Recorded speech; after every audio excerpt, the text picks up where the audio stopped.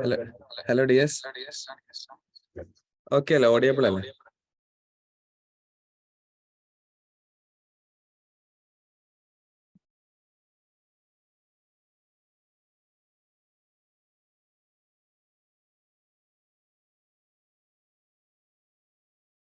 എല്ലാവർക്കും കേൾക്കുന്നില്ലേ?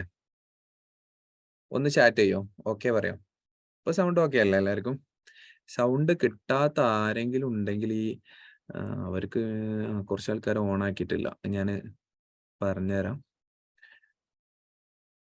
ശരി ശരി ശരി, നമുക്ക് സ്റ്റാർട്ട് ചെയ്യാം. കറക്റ്റ് 7 മണി 150-ലധികം ആളുകൾ ഓൾറെഡി ഉണ്ട്. ഇനി പുതിയ ആളുകളെ കാത്തു നിന്നിട്ട് നമ്മളെ സമയം പോക്കണ്ട. നമ്മളെ സാർ ഇവിടെ റെഡിയാണ്. So welcome to Edfil learning. എല്ലാവർക്കും എഡ്ഫിൽ ലേണിംഗിലേക്ക് സ്വാഗതം. നമുക്ക് മുമ്പ് പരിചയം ഉണ്ടാവും. നമ്മളെ സ്റ്റഡി മാസ്റ്റർ പ്ലാനുമായി ബന്ധപ്പെട്ട് നിങ്ങൾക്ക് ക്ലാസ് എടുത്തിരുന്നു. ഞാൻ ജസ്റ്റ് ഇൻട്രൊഡക്ഷൻ ആണ് എടുക്കുന്നത്. ക്ലാസ് എടുക്കുന്നത് ജുനൈസ് സാറാണ്. ജുനൈസ് സാറെ ഞാൻ ഇൻവൈറ്റ് ചെയ്യുന്നതിന് മുമ്പ് ചില കാര്യങ്ങൾ നിങ്ങളുമായി സംസാരിക്കാൻ ഉദ്ദേശിക്കുകയാണ്. LPSA അറബിക് വളരെ പ്രധാനപ്പെട്ടിട്ടുള്ള ഒരു ഏരിയ ആണ്, നമുക്കറിയാം. സാധാരണ ക്വസ്റ്റ്യനുകളിൽ നമുക്ക് സാധാരണ ചോദിക്കുന്ന ഏറ്റവും ഇമ്പോർട്ടൻ്റ് ആയിട്ടുള്ള ഒരുപാട് കാര്യങ്ങൾ ഉൾക്കൊള്ളുന്ന ഒരു എക്സാം, ഒരു പരീക്ഷയാണ് വരാനിരിക്കുന്നത്.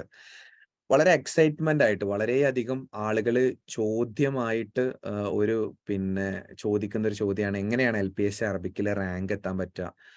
എൻ്റെ വലിയ ഒരു സ്വപ്നമാണ്. അല്ലെങ്കിൽ എങ്ങനെ ചെയ്യാൻ പറ്റും, ഇങ്ങനെ പഠിച്ചിട്ട് കാര്യമുണ്ടോ എന്നുള്ളത്. ബാക്കിയുള്ളവർക്കൊക്കെ ഓഡിയബിൾ അല്ലേ? എല്ലാവർക്കും ഓഡിയബിൾ അല്ലേ? ഓക്കെ അല്ലേ? ഓക്കെ അല്ലേ? ജസ്റ്റ് ഒന്നൊരു 2-3 ആൾക്കാരും കമന്റ് ചെയ്യും.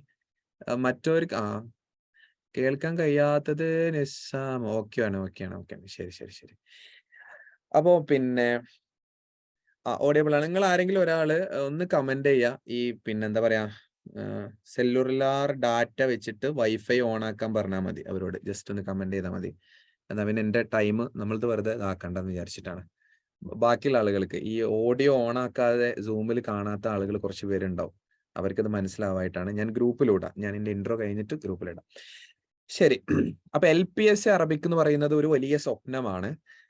ആയിരക്കണക്കിന് വിദ്യാർത്ഥികൾ പരീക്ഷ എഴുതുന്ന ഈ പ്രാവശ്യം 4 ജില്ലകളിലേക്കാണ് പ്രധാനമായിട്ടും പരീക്ഷയുള്ളത്. ഈ 4 ജില്ലകൾ എന്ന് പറയുന്നത് വളരെ മേജർ ജില്ലയായിട്ടുള്ള കോഴിക്കോട് അടക്കമുള്ള, കാസർഗോഡ് അടക്കമുള്ള ജില്ലകളിലേക്ക് ആണ് പരീക്ഷ വരുന്നത്. അപ്പൊ കഴിഞ്ഞ പ്രാവശ്യത്തെ കുറച്ചു മുമ്പ് വന്നിട്ടുള്ള മലപ്പുറം ലിസ്റ്റിന്റെ ഇന്റർവ്യൂ അടുത്ത മാസം നടക്കാനിരിക്കുകയാണ്. ഇന്റർവ്യൂവിന്റെ ഡേറ്റ് വന്നിട്ടുണ്ട്. 16, 17, 18 ഒക്കെ ഡേറ്റ് വന്നിട്ടുണ്ട്. പല ജില്ലകൾ, കണ്ണൂർ അടക്കമുള്ള ജില്ലകളിൽ വന്നിട്ടുണ്ട്. അപ്പൊ ഇന്റർവ്യൂ ഷെഡ്യൂളിംഗ് നടന്നുകൊണ്ടിരിക്കുന്നുണ്ട്. അവരുടെ റിസൾട്ടിന്റെ ഇന്റർവ്യൂവിന്റെ അടിസ്ഥാനത്തിൽ എന്തായാലും ഒരു 6 മാസം കൊണ്ട് നിയമനം നടക്കും. അപ്പൊ നമ്മൾ ഈ പരീക്ഷ എഴുതുന്നത് ഓഫ് കോഴ്സ് വരാൻ സാധിക്കുന്നു. ഞാനിപ്പോ എല്ലാവരും മ്യൂട്ട് ആക്കിയിരിക്കുകയാണ്. നിങ്ങൾക്ക് ഡൗട്ട് ക്ലിയറൻസിന്റെ സമയത്തോ അല്ലാത്ത സമയത്തോ ഒക്കെ എന്ത് ചെയ്യാൻ പറ്റും, ഇത് ഓൺ ആക്കി തരാം. കാരണം അല്ലെങ്കിൽ ചാറ്റ് ചെയ്താൽ മതി, അല്ലെങ്കിൽ സൗണ്ട് മറ്റുള്ളവർ കേൾക്കുമ്പോൾ ക്ലാസ് മുടങ്ങണ്ടെന്ന് വിചാരിച്ചിട്ടാണ്. ഓക്കെ. അപ്പൊ ഞാൻ പറഞ്ഞത് എന്താന്ന് വെച്ചാല്, ഒരുപാട് സാധ്യതകൾ, ഇപ്രാവശ്യത്തെ ഒരുപാട് വലിയ സാധ്യതകൾ നമ്മുടെ മുന്നിൽ ഉണ്ട് എന്നതാണ് പ്രധാനമായും നമുക്ക് മനസ്സിലാക്കാൻ കഴിയുന്നത്. 100 കണക്കിന് പോസ്റ്റുകൾ അവൈലബിൾ ആണ്. മാത്രമല്ല, ഈ പ്രിലിമിനറി എക്സാമിനേഷൻ മാത്രം യോഗ്യത ഉള്ള ആളുകൾക്ക് DLED ഇല്ലാണ്ട് എഴുതാൻ പറ്റിയിട്ടുള്ള അവസാന അവസരങ്ങളിൽ ഒരവസരമാവാനും സാധ്യതയുണ്ട്. ഒരു 3 ജില്ല കൂടി ഇപ്പം വരാനുണ്ട്. പക്ഷെ തിരുവനന്തപുരം അടക്കമുള്ള 3 ജില്ല, പക്ഷെ അതൊരു മൈനർ ജില്ലകളാണ്, ചെറിയ ജില്ലകളാണ്, വലിയ ഒരുപാട് പോസ്റ്റുകളൊന്നുമില്ല. അതുകൊണ്ട് തന്നെ അവിടേക്കൊന്നും നമ്മൾ ആലോചിക്കേണ്ട. പക്ഷെ നമുക്ക് വിചാരിച്ചാൽ നമുക്കൊരു പോസ്റ്റ് മതിയല്ലോ. ആ പോസ്റ്റ് എന്നുള്ള നിലക്ക് നമുക്ക് ഓക്കെയാണ്. അപ്പൊ ആ കാര്യം പ്രത്യേകം നിങ്ങൾ ശ്രദ്ധിക്കുക എന്നതാണ് എനിക്ക് പറയാനുള്ളത്. LPSA അറബിക്കിൽ കഴിഞ്ഞ എക്സാം അടക്കം മോക്ക് ടെസ്റ്റിൽ വലിയ വിപ്ലവം സൃഷ്ടിച്ച് ഒരുപാട് പേരെ റാങ്കിലെത്തിച്ച് വളരെ വ്യവസ്ഥാപിതമായ എഡ്ഫിൽ ലേണിംഗ് ആപ്ലിക്കേഷൻ വഴി ക്ലാസ്സുകൾ പ്രൊവൈഡ് ചെയ്യുന്ന ഒരു ടീമാണ് എഡ്ഫിൽ ലേണിംഗ് എന്ന് പറയുന്നത്. അറബിക്ക് മാത്രമല്ല, LP, UP, general, KTET, SET, NET, PSC, distance education തുടങ്ങി കോഴിക്കോട് ആസ്ഥാനമാക്കിയിട്ടുള്ള ഒരു 10-50ഓളം വരുന്ന അധ്യാപകരുടെ കൂട്ടായ്മ, നെറ്റും JRFും PSCയും ഒക്കെ കിട്ടിയിട്ടുള്ള അധ്യാപകരുടെ കൂട്ടായ്മ ഉണ്ടാക്കിയിട്ടുള്ള ഒരു വലിയ വിഷനോട് കൂടിയിട്ടുള്ള ഒരു പ്രൊജക്റ്റാണ് ശരിക്കും പറയുകയാണെങ്കിൽ എഡ്ഫിൽ ലേണിംഗ് എന്ന് പറയുന്ന പ്രൊജക്റ്റ്. വർഷങ്ങളായിട്ട് മറ്റു പേരിലായിരുന്നു ആദ്യം. പിന്നീട് ഇത് റീബ്രാൻഡ് ചെയ്തതിന് ശേഷം എഡ്ഫിലാണ് ഇപ്പം നമ്മൾ ആയിരക്കണക്കിന് കുട്ടികൾ പഠിച്ചുകൊണ്ടിരിക്കുന്ന ഒരു സ്ഥാപനമാണ്. അപ്പം ഞാൻ എഡ്ഫിലിനെ കുറിച്ച് ജസ്റ്റ് ഒരു ഇൻട്രോയും നമ്മുടെ കോഴ്സിനെ കുറിച്ച് ഒരു ഇൻട്രോയും പറഞ്ഞതിന് ശേഷം ക്ലാസ്സിലേക്ക് വേറെ ജോയിൻ ചെയ്യാം. എന്തായാലും നിങ്ങൾക്ക് കിട്ടുന്ന കുറച്ച് ആനുകൂല്യങ്ങൾ ഞാൻ പ്രഖ്യാപിക്കുകയാണ്. ഒന്ന്, ഈ ക്ലാസ്സിന്റെ ജനറൽ ക്ലാസ്സിന്റെ പ്രത്യേകത ആവേശമുള്ള ക്ലാസ് ഒന്നല്ല. ഞാൻ ഈ സ്റ്റഡി മാസ്റ്റർ പ്ലാനിൽ ആവേശം ഇങ്ങനെ വെച്ചിട്ട് കുറെ ആൾക്കാർ എനിക്ക് മെസ്സേജ് അയച്ചു, സാർ നിങ്ങളെ ആവേശത്തിൽ എന്തായാലും ഞാൻ എന്ത് ചെയ്യണം, നമുക്ക് പിന്നെ ഇരിക്കണം, പഠിക്കണം, മൂഡ് ഇതൊന്നും ഇതിലുണ്ടാവില്ല. കാരണം ജനറൽ കാര്യങ്ങൾ പഠിക്കുക എന്ന് പറഞ്ഞാൽ ഫാക്ച്വൽ ആണ്. ഈ ഫാക്ച്വൽ ആയിട്ടുള്ള കാര്യങ്ങൾ പഠിക്കാൻ വലിയ രസമൊന്നും ഉണ്ടാവില്ല. കഥ കേൾക്കുമ്പോൾ കുറച്ച് കാര്യം, ഇപ്പൊ ശ്രീനാരായണ ഗുരുവിനെ കുറിച്ചിട്ടുള്ള കുറെ ഫാക്ടേഴ്സ് നമ്മൾ പഠിക്കാന്നല്ലാതെ അതിലൊരിക്കലും പിന്നെ എന്താ പറയാ കുറുക്കു വഴികളോ സംഗതികളോ ഒന്നുമില്ല. നമ്മൾ പഠിക്കുന്ന കൃത്യമായ പാറ്റേൺ അനുസരിച്ച് പഠിച്ചു കഴിഞ്ഞാൽ നമുക്ക് റാങ്ക് കിട്ടും. ഞാൻ പറയുന്നത് മനസ്സിലാക്കുകയാണെങ്കിൽ, ഏറ്റവും കൂടുതൽ നമ്മൾ മനസ്സിലാക്കുകയാണെങ്കിൽ LPSC അറബിക്കിൽ റാങ്ക് പോകാൻ കാരണം ജനറൽ മാർക്ക് ഇല്ലാത്തതുകൊണ്ടാണ്. ജനറൽ മാർക്ക് ക്രാക്ക് ചെയ്യാത്തത് കൊണ്ടാണ്. അപ്പൊ അതുകൊണ്ട് തന്നെ പിന്നെ വളരെ പ്രധാനപ്പെട്ട ഒരു സെഷൻ എന്ന നിലയിലാണ് നിങ്ങൾ ഈ സെഷനെ കാണേണ്ടത്. LPSC അറബിക്കിൽ എഡ്ഫിൽ ലേണിംഗ് വളരെ വ്യവസ്ഥാപിതമായ കോച്ചിങ് നടത്തുന്നുണ്ട്. എഡ്ഫിൽ ലേണിംഗ് ആപ്പ് വഴിയാണ് ക്ലാസ് ഉള്ളത്. നിങ്ങൾക്ക് മോക്ക് ടെസ്റ്റ് നമ്മൾ സൗജന്യമായിട്ട് ഈ പ്രോഗ്രാമിൽ പങ്കെടുത്ത ആളുകൾക്ക് ലഭിക്കുന്നുണ്ട്. അതിന്റെ ഡീറ്റെയിൽസ് ഗ്രൂപ്പിൽ അറിയിക്കും. നമ്മുടെ ആപ്പ് വഴി നിങ്ങൾക്ക് ഫ്രീ ആയിട്ട് മോക്ക് ടെസ്റ്റുകൾ തന്നെ നിങ്ങൾക്ക് ഫ്രീ ആയിട്ട് ലഭിക്കുന്നുണ്ട്. ഈ 2 ക്ലാസ്സിന്റെ, ഇന്നത്തെയും നാളത്തെയും ക്ലാസ്സിന്റെ PDF നോട്ടും നിങ്ങൾക്ക് നമ്മുടെ ഗ്രൂപ്പിൽ അറിയിക്കുന്നതാണ്. പക്ഷെ നോട്ട് എഴുതി പഠിക്കുന്നവർക്ക് ഏറ്റവും ബെറ്റർ ആയിട്ടുള്ള ഓപ്ഷനാണ്. ഞാനൊരു കാര്യം പറയാം, ഈ ഒരു വെബിനാർ കൊണ്ടോ വർക്ക്ഷോപ്പ് കൊണ്ടോ ജനറൽ പേപ്പറിൽ നിങ്ങൾക്ക് കംപ്ലീറ്റ് ഏരിയയും ചർച്ച ചെയ്യാൻ പറ്റൂല. കാരണം അത്രയും വൈഡ് ആയിട്ടുള്ള ഒരു ഏരിയ ആണ്. നമ്മളെ സംബന്ധിച്ചിടത്തോളം നമ്മൾ കൃത്യമായി ക്ലാസ്സുകൾ പ്രൊവൈഡ് ചെയ്യുന്നുണ്ട്. അപ്പോൾ എഡ്ഫിൽ ലേണിംഗ് ആപ്പിന്റെ ഒരു കുറച്ച് പ്രത്യേകത ഞാൻ ജസ്റ്റ് പറയാം, പുതിയ ആളുകൾ മനസ്സിലാക്കാൻ വേണ്ടിയിട്ടാണ്. നമ്മുടെ സ്റ്റുഡൻസ് ഓൾറെഡി 10-200-ലധികം കുട്ടികൾ വരുന്നുണ്ട്. അതിൽ 10-100 കുട്ടികളുടെ താഴെ 50 കുട്ടികൾ 60 കുട്ടികളേ ഉള്ളൂ ഇന്നത്തെ ഈ പ്രോഗ്രാമിലുള്ളത്. ബാക്കിയുള്ളവർ പിന്നെ പല പ്രയാസവും പറഞ്ഞിട്ടുണ്ട്. പിന്നെ നമ്മൾ ഈ ഒരു ഫ്രീ പ്രോഗ്രാം എന്നുള്ള നിലയ്ക്ക് ജോയിൻ ചെയ്ത എല്ലാവർക്കും മനസ്സിലാക്കാൻ വേണ്ടിയിട്ട് കുറച്ച് കാര്യമാണ്. വളരെ ശാസ്ത്രീയമായിട്ടുള്ള പഠന രീതിയിലൂടെയാണ് നമുക്ക് ക്ലാസ് വരുന്നത്. അപ്പൊ നമ്മളൊരു 20-25 മിനിറ്റ് ആണ് ക്ലാസ് ഉള്ളത്. ഈ 25 മിനിറ്റ് കഴിഞ്ഞാൽ അപ്പം തന്നെ ടെസ്റ്റ് ഉണ്ടാവും. നിങ്ങൾക്ക് ആപ്പിന്റെ ലിങ്കും കാര്യങ്ങളൊക്കെ അയച്ചുതരാം. ഫ്രീ പ്രോഗ്രാംസ് തന്നെ ആപ്പ് വഴി ഒരുപാട് നമ്മൾ കൊടുക്കുന്നുണ്ട്. ഓരോ ക്ലാസ് കഴിഞ്ഞാലും ടെസ്റ്റുകൾ. കേരളത്തിൽ ആദ്യമായിട്ട് ഓരോ ക്ലാസ് കഴിഞ്ഞാലും ടെസ്റ്റ് സംവിധാനമുള്ള ലേണിംഗ് ആപ്പ് സിസ്റ്റം നമ്മളതാണ്. എന്താ കാരണം വെച്ചാൽ, ഞാനിതിന്റെ പ്രത്യേകതകൾ പറയുന്നത് പഠിക്കുന്ന ആളുകൾക്ക് ആർക്കെങ്കിലും ഉപകാരപ്പെടുവാണെങ്കിൽ അവർക്ക് ഉപകാരപ്പെടട്ടെ എന്ന് വിചാരിച്ചിട്ടാണ്. 20 മിനിറ്റ് ക്ലാസ് ഉണ്ടാവുള്ളൂ. അപ്പൊ നമ്മൾ 2 മണിക്കൂർ 1 മണിക്കൂർ ഇപ്പൊ തന്നെ 1 മണിക്കൂറിലധികം ഉണ്ടാവും. പക്ഷെ നമ്മുടെ ക്ലാസ് 20 മിനിറ്റ്സ് മാത്രമേ ഉണ്ടാവുള്ളൂ. ക്ലാസ് കഴിഞ്ഞാൽ അപ്പം ക്വസ്റ്റ്യൻ എക്സാം വരും. അതേപോലെ പ്രാക്ടീസ് ടെസ്റ്റും 20 നെഗറ്റീവ് മാർക്കോട് കൂടിയിട്ടുള്ള മോക്ക് ടെസ്റ്റും വരുന്നുണ്ട്. 20 മോക്ക് ടെസ്റ്റ്, അതിൽ 10 ഇപ്പൊ റിലീസ് ചെയ്ത് കഴിഞ്ഞു.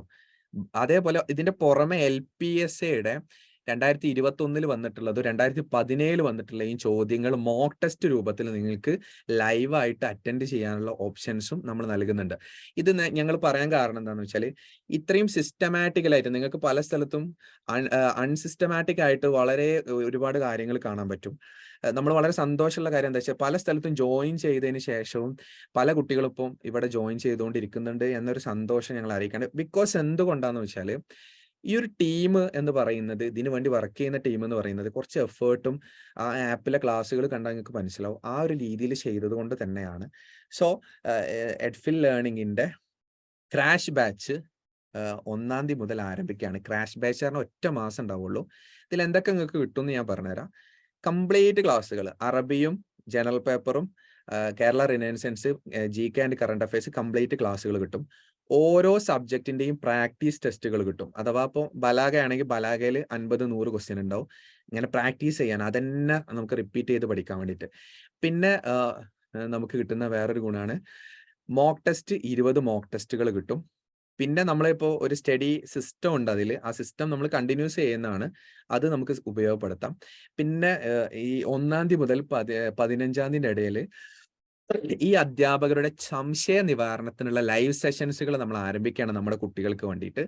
ആ ഒരു ഓപ്പർച്യൂണിറ്റിയും കിട്ടും. ഒരു മാസം വാലിഡിറ്റിയിൽ നമ്മുടെ ആപ്ലിക്കേഷൻ ആക്സസും നിങ്ങൾക്ക് തരുന്ന ഒരു അവസരമുണ്ട്. ആ അവസരം ഉപയോഗിക്കുന്ന ആളുകൾക്ക് ഉപയോഗിക്കാം. ഞാൻ ജസ്റ്റ് അതിന്റെ ഒരു പരസ്യം ജസ്റ്റ് ഇവിടെ ഇടുന്നുണ്ട്. കാരണം ഇപ്പോൾ ഉള്ള കുട്ടികൾക്ക് ആർക്കെങ്കിലും 7000 രൂപ കൊടുത്ത് ജോയിൻ ചെയ്തോലും ഇതിലുണ്ട്. 6000 കൊടുത്തവര് 5000 കൊടുത്തവരൊക്കെ ഉണ്ട്. കുറെ മാസങ്ങളായിട്ട് ജോയിൻ ചെയ്ത ആളുകളുണ്ട്. പക്ഷെ ഇപ്പോൾ 1499 രൂപയ്ക്കാണ് ഒരു മാസത്തെ കോഴ്സ് നമ്മൾ പ്രൊവൈഡ് ചെയ്യുന്നത്. ആപ്പ് കണ്ട് ക്ലാസ് ഇഷ്ടപ്പെടുകയാണെങ്കിൽ മാത്രം ജോയിൻ ചെയ്താൽ മതി. ഞാൻ ഈ 2 നമ്പർ ജസ്റ്റ് നിങ്ങൾ നോട്ട് ചെയ്ത് വെക്കുക. 9072880033 അതേപോലെ 53 ഗ്രൂപ്പിലും ഇടാം. അപ്പൊ ഇന്നും നാളെയൊക്കെ അഡ്മിഷൻ ഉള്ളൂ. 3 ദിവസം കൊണ്ട് അഡ്മിഷൻ ക്ലോസ് ചെയ്യും. പിന്നെ നമ്മൾ അഡ്മിഷൻ എടുക്കൂല. കാരണം എത്ര ആള് വിളിച്ചു പറഞ്ഞാലും നമ്മൾ എടുക്കൂല. ഒരു മാസത്തെ കോഴ്സാണ്. ശരി, ഇത്രയേ ഉള്ളൂ. ഞാൻ ഒരു ഇൻട്രോ എന്നുള്ള നിലയ്ക്ക് ക്ലാസ്സുകളെ കുറിച്ചിട്ട് മനസ്സിലാക്കി തന്നത്. സോ ഇനി നമ്മൾ ക്ലാസ്സിലേക്ക് പോവാണ് കംപ്ലീറ്റ്ലി. ക്ലാസ് എടുക്കുന്നത് ജുനൈസ് സാറാണ്. ജുനൈസ് സാർ ഓൾറെഡി PSCയുടെ കോൺസ്റ്റബിൾ എക്സൈസ് അതേപോലെ തന്നെ LDC അടക്കമുള്ള റാങ്ക് ലിസ്റ്റുകളിലുള്ള ജനറൽ കാറ്റഗറിയിൽ പിന്നെ PSC റാങ്കിലുള്ള ഒരു അധ്യാപകൻ കൂടിയാണ്. വർഷങ്ങളായിട്ട് PSC മേഖലയിൽ കോച്ചിങ് ഉള്ള ഒരു അധ്യാപകരാണ്. നമ്മളുടെ അധ്യാപകരെല്ലാം ഒന്നെങ്കിൽ PSC റാങ്ക് ലിസ്റ്റുള്ള ആളുകൾ അല്ലെങ്കിൽ JRF കിട്ടിയ ആളുകളായിരിക്കും നമ്മൾ പ്രധാനമായിട്ടും നമ്മൾ വർക്ക്ഔട്ട് ചെയ്യുന്നത്. അപ്പോൾ ഞാൻ സാറെ ക്ഷണിക്കുകയാണ്. എല്ലാവരും 1 അവർ വളരെയധികം ശ്രദ്ധിച്ച് നോട്ട് ചെയ്തുക. നാളെ നമ്മുടെ class GK and current affairs, ഇപ്പോഴത്തെ കറന്റ്ലി ഉള്ള ഒരുപാട് പ്രിലിമിനറി ലിസ്റ്റുകളിൽ റാങ്ക് ലിസ്റ്റിലുള്ള കണ്ണൂരുകാരിയായിട്ടുള്ള ശ്രീല മിസ് ആണ്. ശ്രീല മിസ്സിന്റെ ക്ലാസ്സും വളരെ ഇമ്പോർട്ടൻ്റ് ആണ്. 2ാമത്തെ ദിവസത്തെ ക്ലാസ് ആണ്. ഇനിയും നമ്മൾ പ്രോഗ്രാമുകൾ വെക്കുന്നുണ്ട്. എനിവേ എല്ലാവരെയും വെൽക്കം ചെയ്യാണ്. വളരെ സന്തോഷം. Anyway thank U. ജുനൈസ് സാറെ പിന്നെ സ്വാഗതം ചെയ്യുന്നു. Thank you all. നോട്ട് എഴുതുന്നവർക്ക് നോട്ട് എഴുതാം, അല്ലാത്തവർക്ക് PDF പ്രൊവൈഡ് ചെയ്യുന്നതാണ്. ശരി, താങ്ക് യു.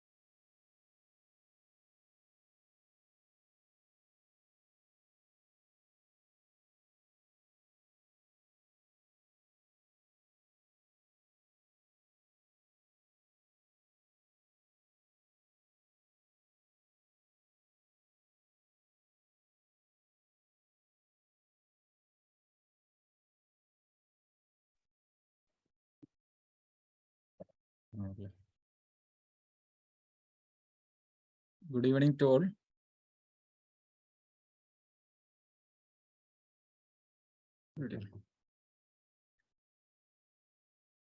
എഡിഫിൽ ലേണിംഗ് സെഷനിലേക്ക് എല്ലാവർക്കും സ്വാഗതം. ഒരുപാട് ആളുകൾ കേരളത്തിലെ പല ജില്ലകളിൽ നിന്നുള്ള പല വിദ്യാർത്ഥികൾ ഇതിൽ ജോയിൻ ചെയ്തിട്ടുണ്ടെന്നാണ് മനസ്സിലാക്കുന്നത്. അപ്പോൾ കൃത്യമായിട്ടുള്ള ഒരു മുന്നൊരുക്കം ഇതിനു വേണ്ടിയിട്ട് പലരും നടത്തുന്നു എന്നുള്ളതാണ്. LPSA അറബിക്കുമായി ബന്ധപ്പെട്ട് ഞാൻ മനസ്സിലാക്കിയെടുത്തുള്ള ഒരു കാര്യം, കേരളത്തിൽ നിലവിൽ നല്ലൊരു കോച്ചിങ്, ഒരു ഷെഡ്യൂൾഡ് ആയിട്ടുള്ള ഒരു കോച്ചിങ് കൊടുക്കുന്ന സ്ഥാപനങ്ങൾ വളരെ കുറവാണ് എന്നുള്ളതാണ്.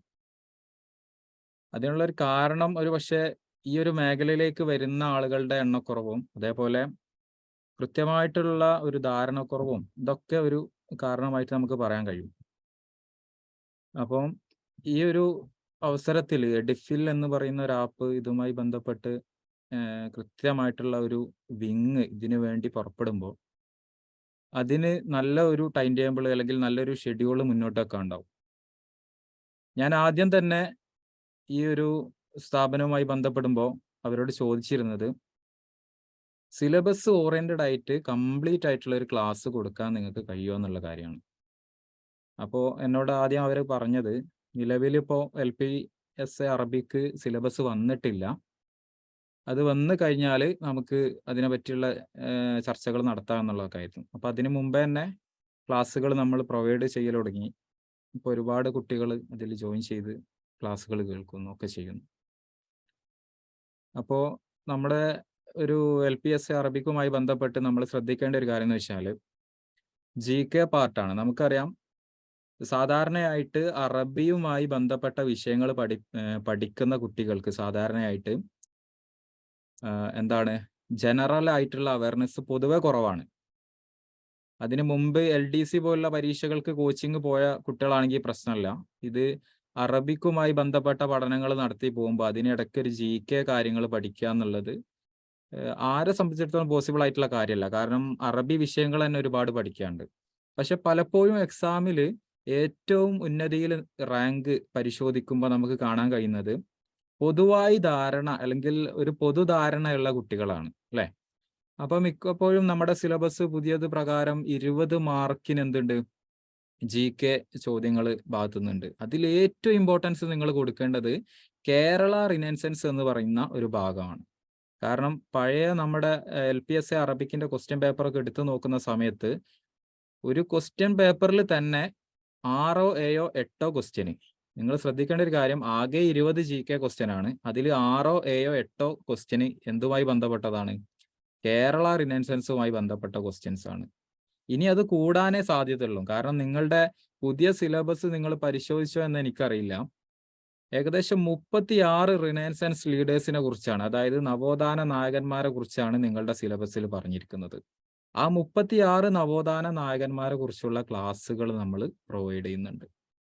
അതേപോലെ ഫ്രീഡം സ്ട്രഗിൾ മൂവ്മെന്റ്, അതുപോലെ കേരളത്തിലെ തന്നെ ആദ്യകാല ഏർലി സ്ട്രഗിൾസ്, പ്രക്ഷോഭങ്ങൾ, മറ്റു സമരങ്ങൾ, ഇതൊക്കെയാണ് വളരെ എളുപ്പം നിങ്ങൾക്ക് പഠിക്കാൻ കഴിയുന്ന ടോപ്പിക്കുകളാണ് അതിൽ കൊടുത്തത്. സാധാരണയായിട്ട് ഒരു കോച്ചിങ്ങിനോ ഒന്നും പോവാത്ത വിദ്യാർത്ഥികൾ ഉണ്ടെങ്കിൽ അവർ സാധാരണ എന്താ ചെയ്യല്? അവർക്ക് ഇഷ്ടമുള്ള അറബിക്ക് അല്ലേ, നമുക്കറിയാം ഏകദേശം ഒരു 80% മാർക്കും അറബിക്ക് എന്ന് പറയുന്ന നിങ്ങളുടെ സബ്ജക്റ്റിൽ നിന്നാണ്. അപ്പം അതിന് ഊന്നൽ നൽകിക്കൊണ്ട് കിട്ടുന്ന സമയം മുഴുവനും ഇത് തന്നെ പഠിച്ചുകൊണ്ടിരിക്കും. പക്ഷേ അത് എൻ്റെ ഒരു അഭിപ്രായത്തിൽ അത് നിങ്ങളൊരു 50% നിങ്ങളെ കയ്യിൽ മതി. സബ്ജക്റ്റ് എന്ന് പറയുന്നത് 100% വേണ്ട ആവശ്യമില്ല. കാരണം 100% അത് പഠിച്ചു കഴിഞ്ഞാലും നിങ്ങൾക്ക് എക്സാമിന് സ്കോർ ചെയ്യാൻ പറ്റുക അതിൻ്റെ 50% ആയിരിക്കും. കാരണം അത് ആ ഒരു രീതിയിലാണ് അതിൻ്റെ ചോദ്യങ്ങൾ കിടക്കുന്നത്. പക്ഷേ ഈ ഒരു വിദ്യാർത്ഥികൾ മനസ്സിലാക്കേണ്ട ഒരു കാര്യം, അത്രയും സമയം അതിന് സ്പെൻഡ് ചെയ്യുമ്പോൾ GK ഭാഗങ്ങൾക്ക് എന്ത് ചെയ്യുന്നുണ്ട്? അവര് സമയം കണ്ടെത്തുന്നില്ല. ഇനി അഥവാ സമയം ഉണ്ടെങ്കിലും പഠിക്കാനുള്ള ഒരു പ്രവണത ഇല്ല. ഇതൊക്കെ എന്താണ് നിങ്ങളുടെ റാങ്കിനെ ബാധിക്കും. നമുക്കറിയാം ഈ LPSA അറബിക്ക് കേട്ടറ്റ് യോഗ്യത നേടിയ വിദ്യാർത്ഥികളാണ് LPSA അറബിക്ക് എഴുതുന്നത് അല്ലെ? അപ്പൊ ആ കേട്ടറ്റ് നേടിയ വിദ്യാർത്ഥികൾ ഒരു വിധമൊക്കെ എന്താണ് കൃത്യമായിട്ടുള്ള ഒരു ടൈം ടേബിൾ ജീവിതത്തിൽ തന്നെ ഫോളോ ചെയ്യുന്ന ആളുകളായിരിക്കും. അതായത് രാവിലെ എണീറ്റ് പഠിക്കുന്ന, അല്ലെങ്കിൽ സമയം കിട്ടുന്ന സമയങ്ങളിൽ പഠിക്കുന്ന, രാത്രി ഒരു 2 മണിക്കൂർ പഠിക്കുന്ന ആ ഒരു ചിട്ട അവരുടെ ജീവിതത്തിൽ ഓൾറെഡി ഉണ്ടാവും. അപ്പൊ നിങ്ങളെ തന്നെ നിങ്ങളൊന്ന് സ്വയം വിലയിരുത്തിയാൽ മതി ഒരു ദിവസം എത്ര മണിക്കൂർ പഠിക്കുന്നുണ്ട് എന്നുള്ള കാര്യം. അപ്പോൾ ഓൾറെഡി ആ ചിട്ടയും ആ കാര്യങ്ങളൊക്കെ ഉള്ള ഒരു കുട്ടിക്ക് കുറച്ചും കൂടി ഒരു അറ്റൻഷൻ കൊടുത്തു കഴിഞ്ഞാൽ നേടിയെടുക്കാൻ കഴിയുന്നതേ ഉള്ളൂ LPSA എന്ന് പറയുന്നത്. അപ്പം ഏറ്റവും ഇമ്പോർട്ടൻ്റ് ആയി ഇന്നിപ്പോൾ ഞാൻ പറയട്ടെ, ഏകദേശം ഒരു 272 പാർട്ടിസിപ്പൻസ് നമ്മളെ ഗ്രൂപ്പ് ഈ ഒരു ചർച്ചയിൽ ഇപ്പം തന്നെ ഉണ്ട്. ഒരിക്കലും ഇന്ന് വന്ന ആളുകൾക്ക് വെറുതെ ആവില്ല ഇന്നത്തെ ക്ലാസ് എന്നുള്ളതാണ്. കാരണം എന്താ വെച്ചാൽ GK പാർട്ടിന്റെ ഇമ്പോർട്ടൻസിനെ പറ്റിയാണ് ഞാൻ അധികം പറഞ്ഞിട്ടുള്ളത്. ആ GK പാർട്സ് എന്ത് ചെയ്യണം? മാക്സിമം നിങ്ങൾക്ക് കഴിയുന്ന അവസരങ്ങളിലൊക്കെ എന്ത് ചെയ്യാം? അത് പഠിക്കാനുള്ള ഒരു പ്രവണത ഉണ്ടാക്കിയെടുക്കണം. പിന്നെ മറ്റൊരു കാര്യം എന്ന് പറയുന്നത്, നിങ്ങൾ എന്ത് കാര്യം പഠിക്കുന്നു, ഇപ്പം ശ്രീനാരായണ ഗുരുവിനെ കുറിച്ച് നിങ്ങൾ ഒരു 10 മിനിറ്റ് വായിച്ചു. ആ 10 മിനിറ്റ് വായിച്ചിട്ട് നിങ്ങൾ പിന്നെ അടുത്തത് വാഗ്ഭടാനന്ദനെ കുറിച്ചാണ് പഠിക്കുന്നതെങ്കിൽ അത് വേസ്റ്റാണ്. 10 മിനിറ്റ് വായിച്ച കാര്യങ്ങൾ നിങ്ങളൊരു 5 മിനിറ്റ് എടുത്ത് തന്നെയെങ്കിലും അത് മോക്ക് ടെസ്റ്റ് ചെയ്തിരിക്കണം, നിർബന്ധമാണ്. ഇനി മോക്ക് ടെസ്റ്റിന് വല്ല അവസരവും നിങ്ങൾക്ക് കിട്ടുന്നില്ലെങ്കിൽ വീട്ടിലെ വായിക്കാൻ കഴിവുള്ള ആരോടെങ്കിലും ഞാൻ പഠിച്ചിട്ടുള്ള കാര്യങ്ങൾ ഒരു 5 ക്വസ്റ്റ്യൻ എന്നോട് ചോദിക്കൂ എന്ന് പറയാനുള്ള ഒരു മനസ്സ് നിങ്ങൾക്ക് ഉണ്ടാവണം. കാരണം പലപ്പോഴും ഇപ്പോൾ എഡിഫിൽ ലേണിംഗിന്റെ ഒക്കെ ആപ്പിൽ നമ്മൾ കണ്ടത് ഒരു ക്ലാസ് കഴിഞ്ഞാൽ ഉടനെ തന്നെ അതിന്റെ മോക്ക് ടെസ്റ്റാണ്. കാരണം എന്തെങ്കിലും പഠിച്ചിട്ടുണ്ടോ എന്നുള്ളതാണ്. കൃത്യമായിട്ട് നമ്മൾ ഒരുപാട് കാര്യങ്ങൾ പഠിക്കുക എന്നുള്ളതല്ല, പഠിച്ച കാര്യങ്ങൾ ഓർമ്മയിൽ വരുമ്പോൾ മാത്രമേ ആ പരീക്ഷന്റെ ആ സമയത്ത് നമുക്ക് എന്ത് ചെയ്യാൻ പറ്റുള്ളൂ, അത് അപ്ലൈ ചെയ്യാൻ പറ്റുള്ളൂ. അതുകൊണ്ട് ഒരു കാര്യം പഠിച്ചു കഴിഞ്ഞാൽ നിങ്ങൾ എന്ത് ചെയ്യണം, അതിന്റെ മോക്ക് ടെസ്റ്റ് നോക്കണം. ഇനി ഒരു പക്ഷേ നിങ്ങൾക്ക് മോക്ക് ടെസ്റ്റിന് അവസരങ്ങളില്ലെങ്കിൽ യൂട്യൂബിൽ എന്നെങ്കിലും എന്ത് ചെയ്യാം, ശ്രീനാരായണ ഗുരു മോക്ക് ടെസ്റ്റ്, വാക് പഠാനന്ദൻ മോക്ക് ടെസ്റ്റ്. ഒരിക്കലും മോക്ക് ടെസ്റ്റ് മാത്രം അറ്റൻഡ് ചെയ്ത് പഠിക്കരുത്. പഠിച്ചിട്ട് നിങ്ങൾ എന്ത് ടോപ്പിക്കാണോ പഠിക്കുന്നത് ആ ടോപ്പിക്ക് പഠിച്ചതിന് ശേഷം ഒരു മോക്ക് ടെസ്റ്റ് ചെയ്യുക എന്നുള്ളതാണ്. അങ്ങനെ 36 റിനൈസൻസ് റീഡേഴ്സ് ഉണ്ടെങ്കിൽ 36 ആളുകളെ നിങ്ങൾ പഠിക്കണം. അതേപോലെ ഏർലി സ്ട്രഗിൾസ് മൂവ്മെന്റ്സിനെ കുറിച്ച് ഒരുപാട് പറയുന്നുണ്ട്. അത് നിങ്ങൾ എന്ത് ചെയ്യുക, ഓരോരോ ടോപ്പിക്ക് പഠിക്കുക, ഓരോരോ ടോപ്പിക്ക് പഠിക്കുക, അതിന്റെ കൂടെ എന്ത് ചെയ്യുക, മോക്ക് ടെസ്റ്റ് ചെയ്യുക എന്നുള്ളതാണ്. അങ്ങനെ പഠിച്ചു വരുമ്പോൾ 20 മാർക്ക് ജയിക്കേണ്ടെങ്കിൽ അതിലൊരു 15 മാർക്ക് ഉണ്ടെങ്കിൽ സ്കോർ ചെയ്യാൻ പറ്റും. അപ്പം ഈ സബ്ജക്റ്റ് മാത്രം പഠിച്ചുകൊണ്ടിരിക്കുന്ന കുട്ടികളായിട്ട് മുമ്പിലുണ്ടാവുക നിങ്ങൾ മാത്രമായിരിക്കും എന്നുള്ളതാണ്. കാരണം സബ്ജക്റ്റ് മാത്രം പഠിച്ചത് കൊണ്ട് കുറെ ബെനിഫിറ്റ് ഉണ്ട്. കാരണം നമുക്ക് ഒരു വിഷയത്തിൽ ഒരുപാട് അറിവുകൾ കിട്ടും. PSCയെ സംബന്ധിച്ചിടത്തോളം ഒരു അധ്യാപകന് ഒരുപാട് അറിവുകളുണ്ടോ എന്ന് നോക്കലല്ല, എന്താണ് എക്സാം ക്വാളിഫൈ ചെയ്ത് ഒരു ജോബ് വാങ്ങാനുള്ള ഒരു എന്താ പറയാ കപ്പാസിറ്റി ഉണ്ടോ എന്നുള്ളതാണ് ആ ഒരു 1.25 മണിക്കൂറിനുള്ളിൽ നോക്കുന്നത്. അത് നമ്മൾ സബ്ജക്റ്റിൽ ഒരുപാട് PhD നേടിയുണ്ട്, PSCയുടെ കാര്യത്തിൽ ഒരു കാര്യമില്ല. ഇപ്പൊ ഞാൻ തന്നെ എൻ്റെ ഒരു അനുഭവം പറയാം. ഹിസ്റ്ററി ആയിരുന്നു എൻ്റെ മെയിൻ ആയിട്ടുള്ള സബ്ജക്റ്റ്. സ്വാഭാവികമായിട്ട് ഹിസ്റ്ററിയോടുള്ള സ്നേഹം കൊണ്ട് ഒരുപാട് സമയമെടുത്ത് ഹിസ്റ്ററി വായിക്കുകയും അങ്ങനെ ഹിസ്റ്ററിയിൽ ബിരുദാനന്തര ബിരുദം നേടി, BEd നേടി, സെറ്റ് നേടി, കേട്ടറ്റ് നേടി, ഇതൊക്കെ നേടി. പക്ഷെ നമ്മൾ പിന്നീടാണ് ഒരു ജോലിയെ പറ്റി നമ്മൾ ചിന്തിക്കുക. അപ്പൊ നമ്മൾ എന്ത് ചെയ്യേണ്ടി വരും, ജോലിക്ക് ആവശ്യമായിട്ടുള്ള എന്ത് നമ്മൾ പഠിക്കേണ്ടി വരും. പലപ്പോഴും ഈ അറബി പഠിച്ച കുട്ടികൾക്ക് GK പഠിക്കുന്ന ഇഷ്ടമല്ല. പക്ഷെ GK പഠിക്കാതിരിക്കുമ്പോൾ നമുക്ക് അവിടെ നഷ്ടമാവുന്നത് നമ്മുടെ ഒരു അവസരമാണ് എന്നുള്ളത് പുറത്തു വെക്കുക. ഓക്കെ, അപ്പം ഇഷ്ടമില്ലാത്ത കാര്യങ്ങൾ ഇഷ്ടപ്പെട്ട് പഠിക്കേണ്ട മാസങ്ങളിലൂടെയാണ് നമ്മൾ കടന്നു പോകുന്നത്. ജൂൺ 2-നാണ് നിങ്ങളുടെ പരീക്ഷ അല്ലെ. ജൂൺ 2 എന്നുള്ളത് ഡേറ്റ് മാറാനൊന്നും സാധ്യതയില്ല. അപ്പൊ ഇനി ചുരുങ്ങിയത് ഒരു 8-9 മണിക്കൂർ ദിവസം ഇരുന്ന് വായിക്കാനുള്ള ഒരു തൻ്റെ ഇടം അല്ലെ, അല്ലെങ്കിൽ വായിക്കാനുള്ള ഒരു പ്രവണത നിങ്ങളിൽ ഉണ്ടെങ്കിൽ നിങ്ങൾക്കുള്ളതാണ് ജോലി.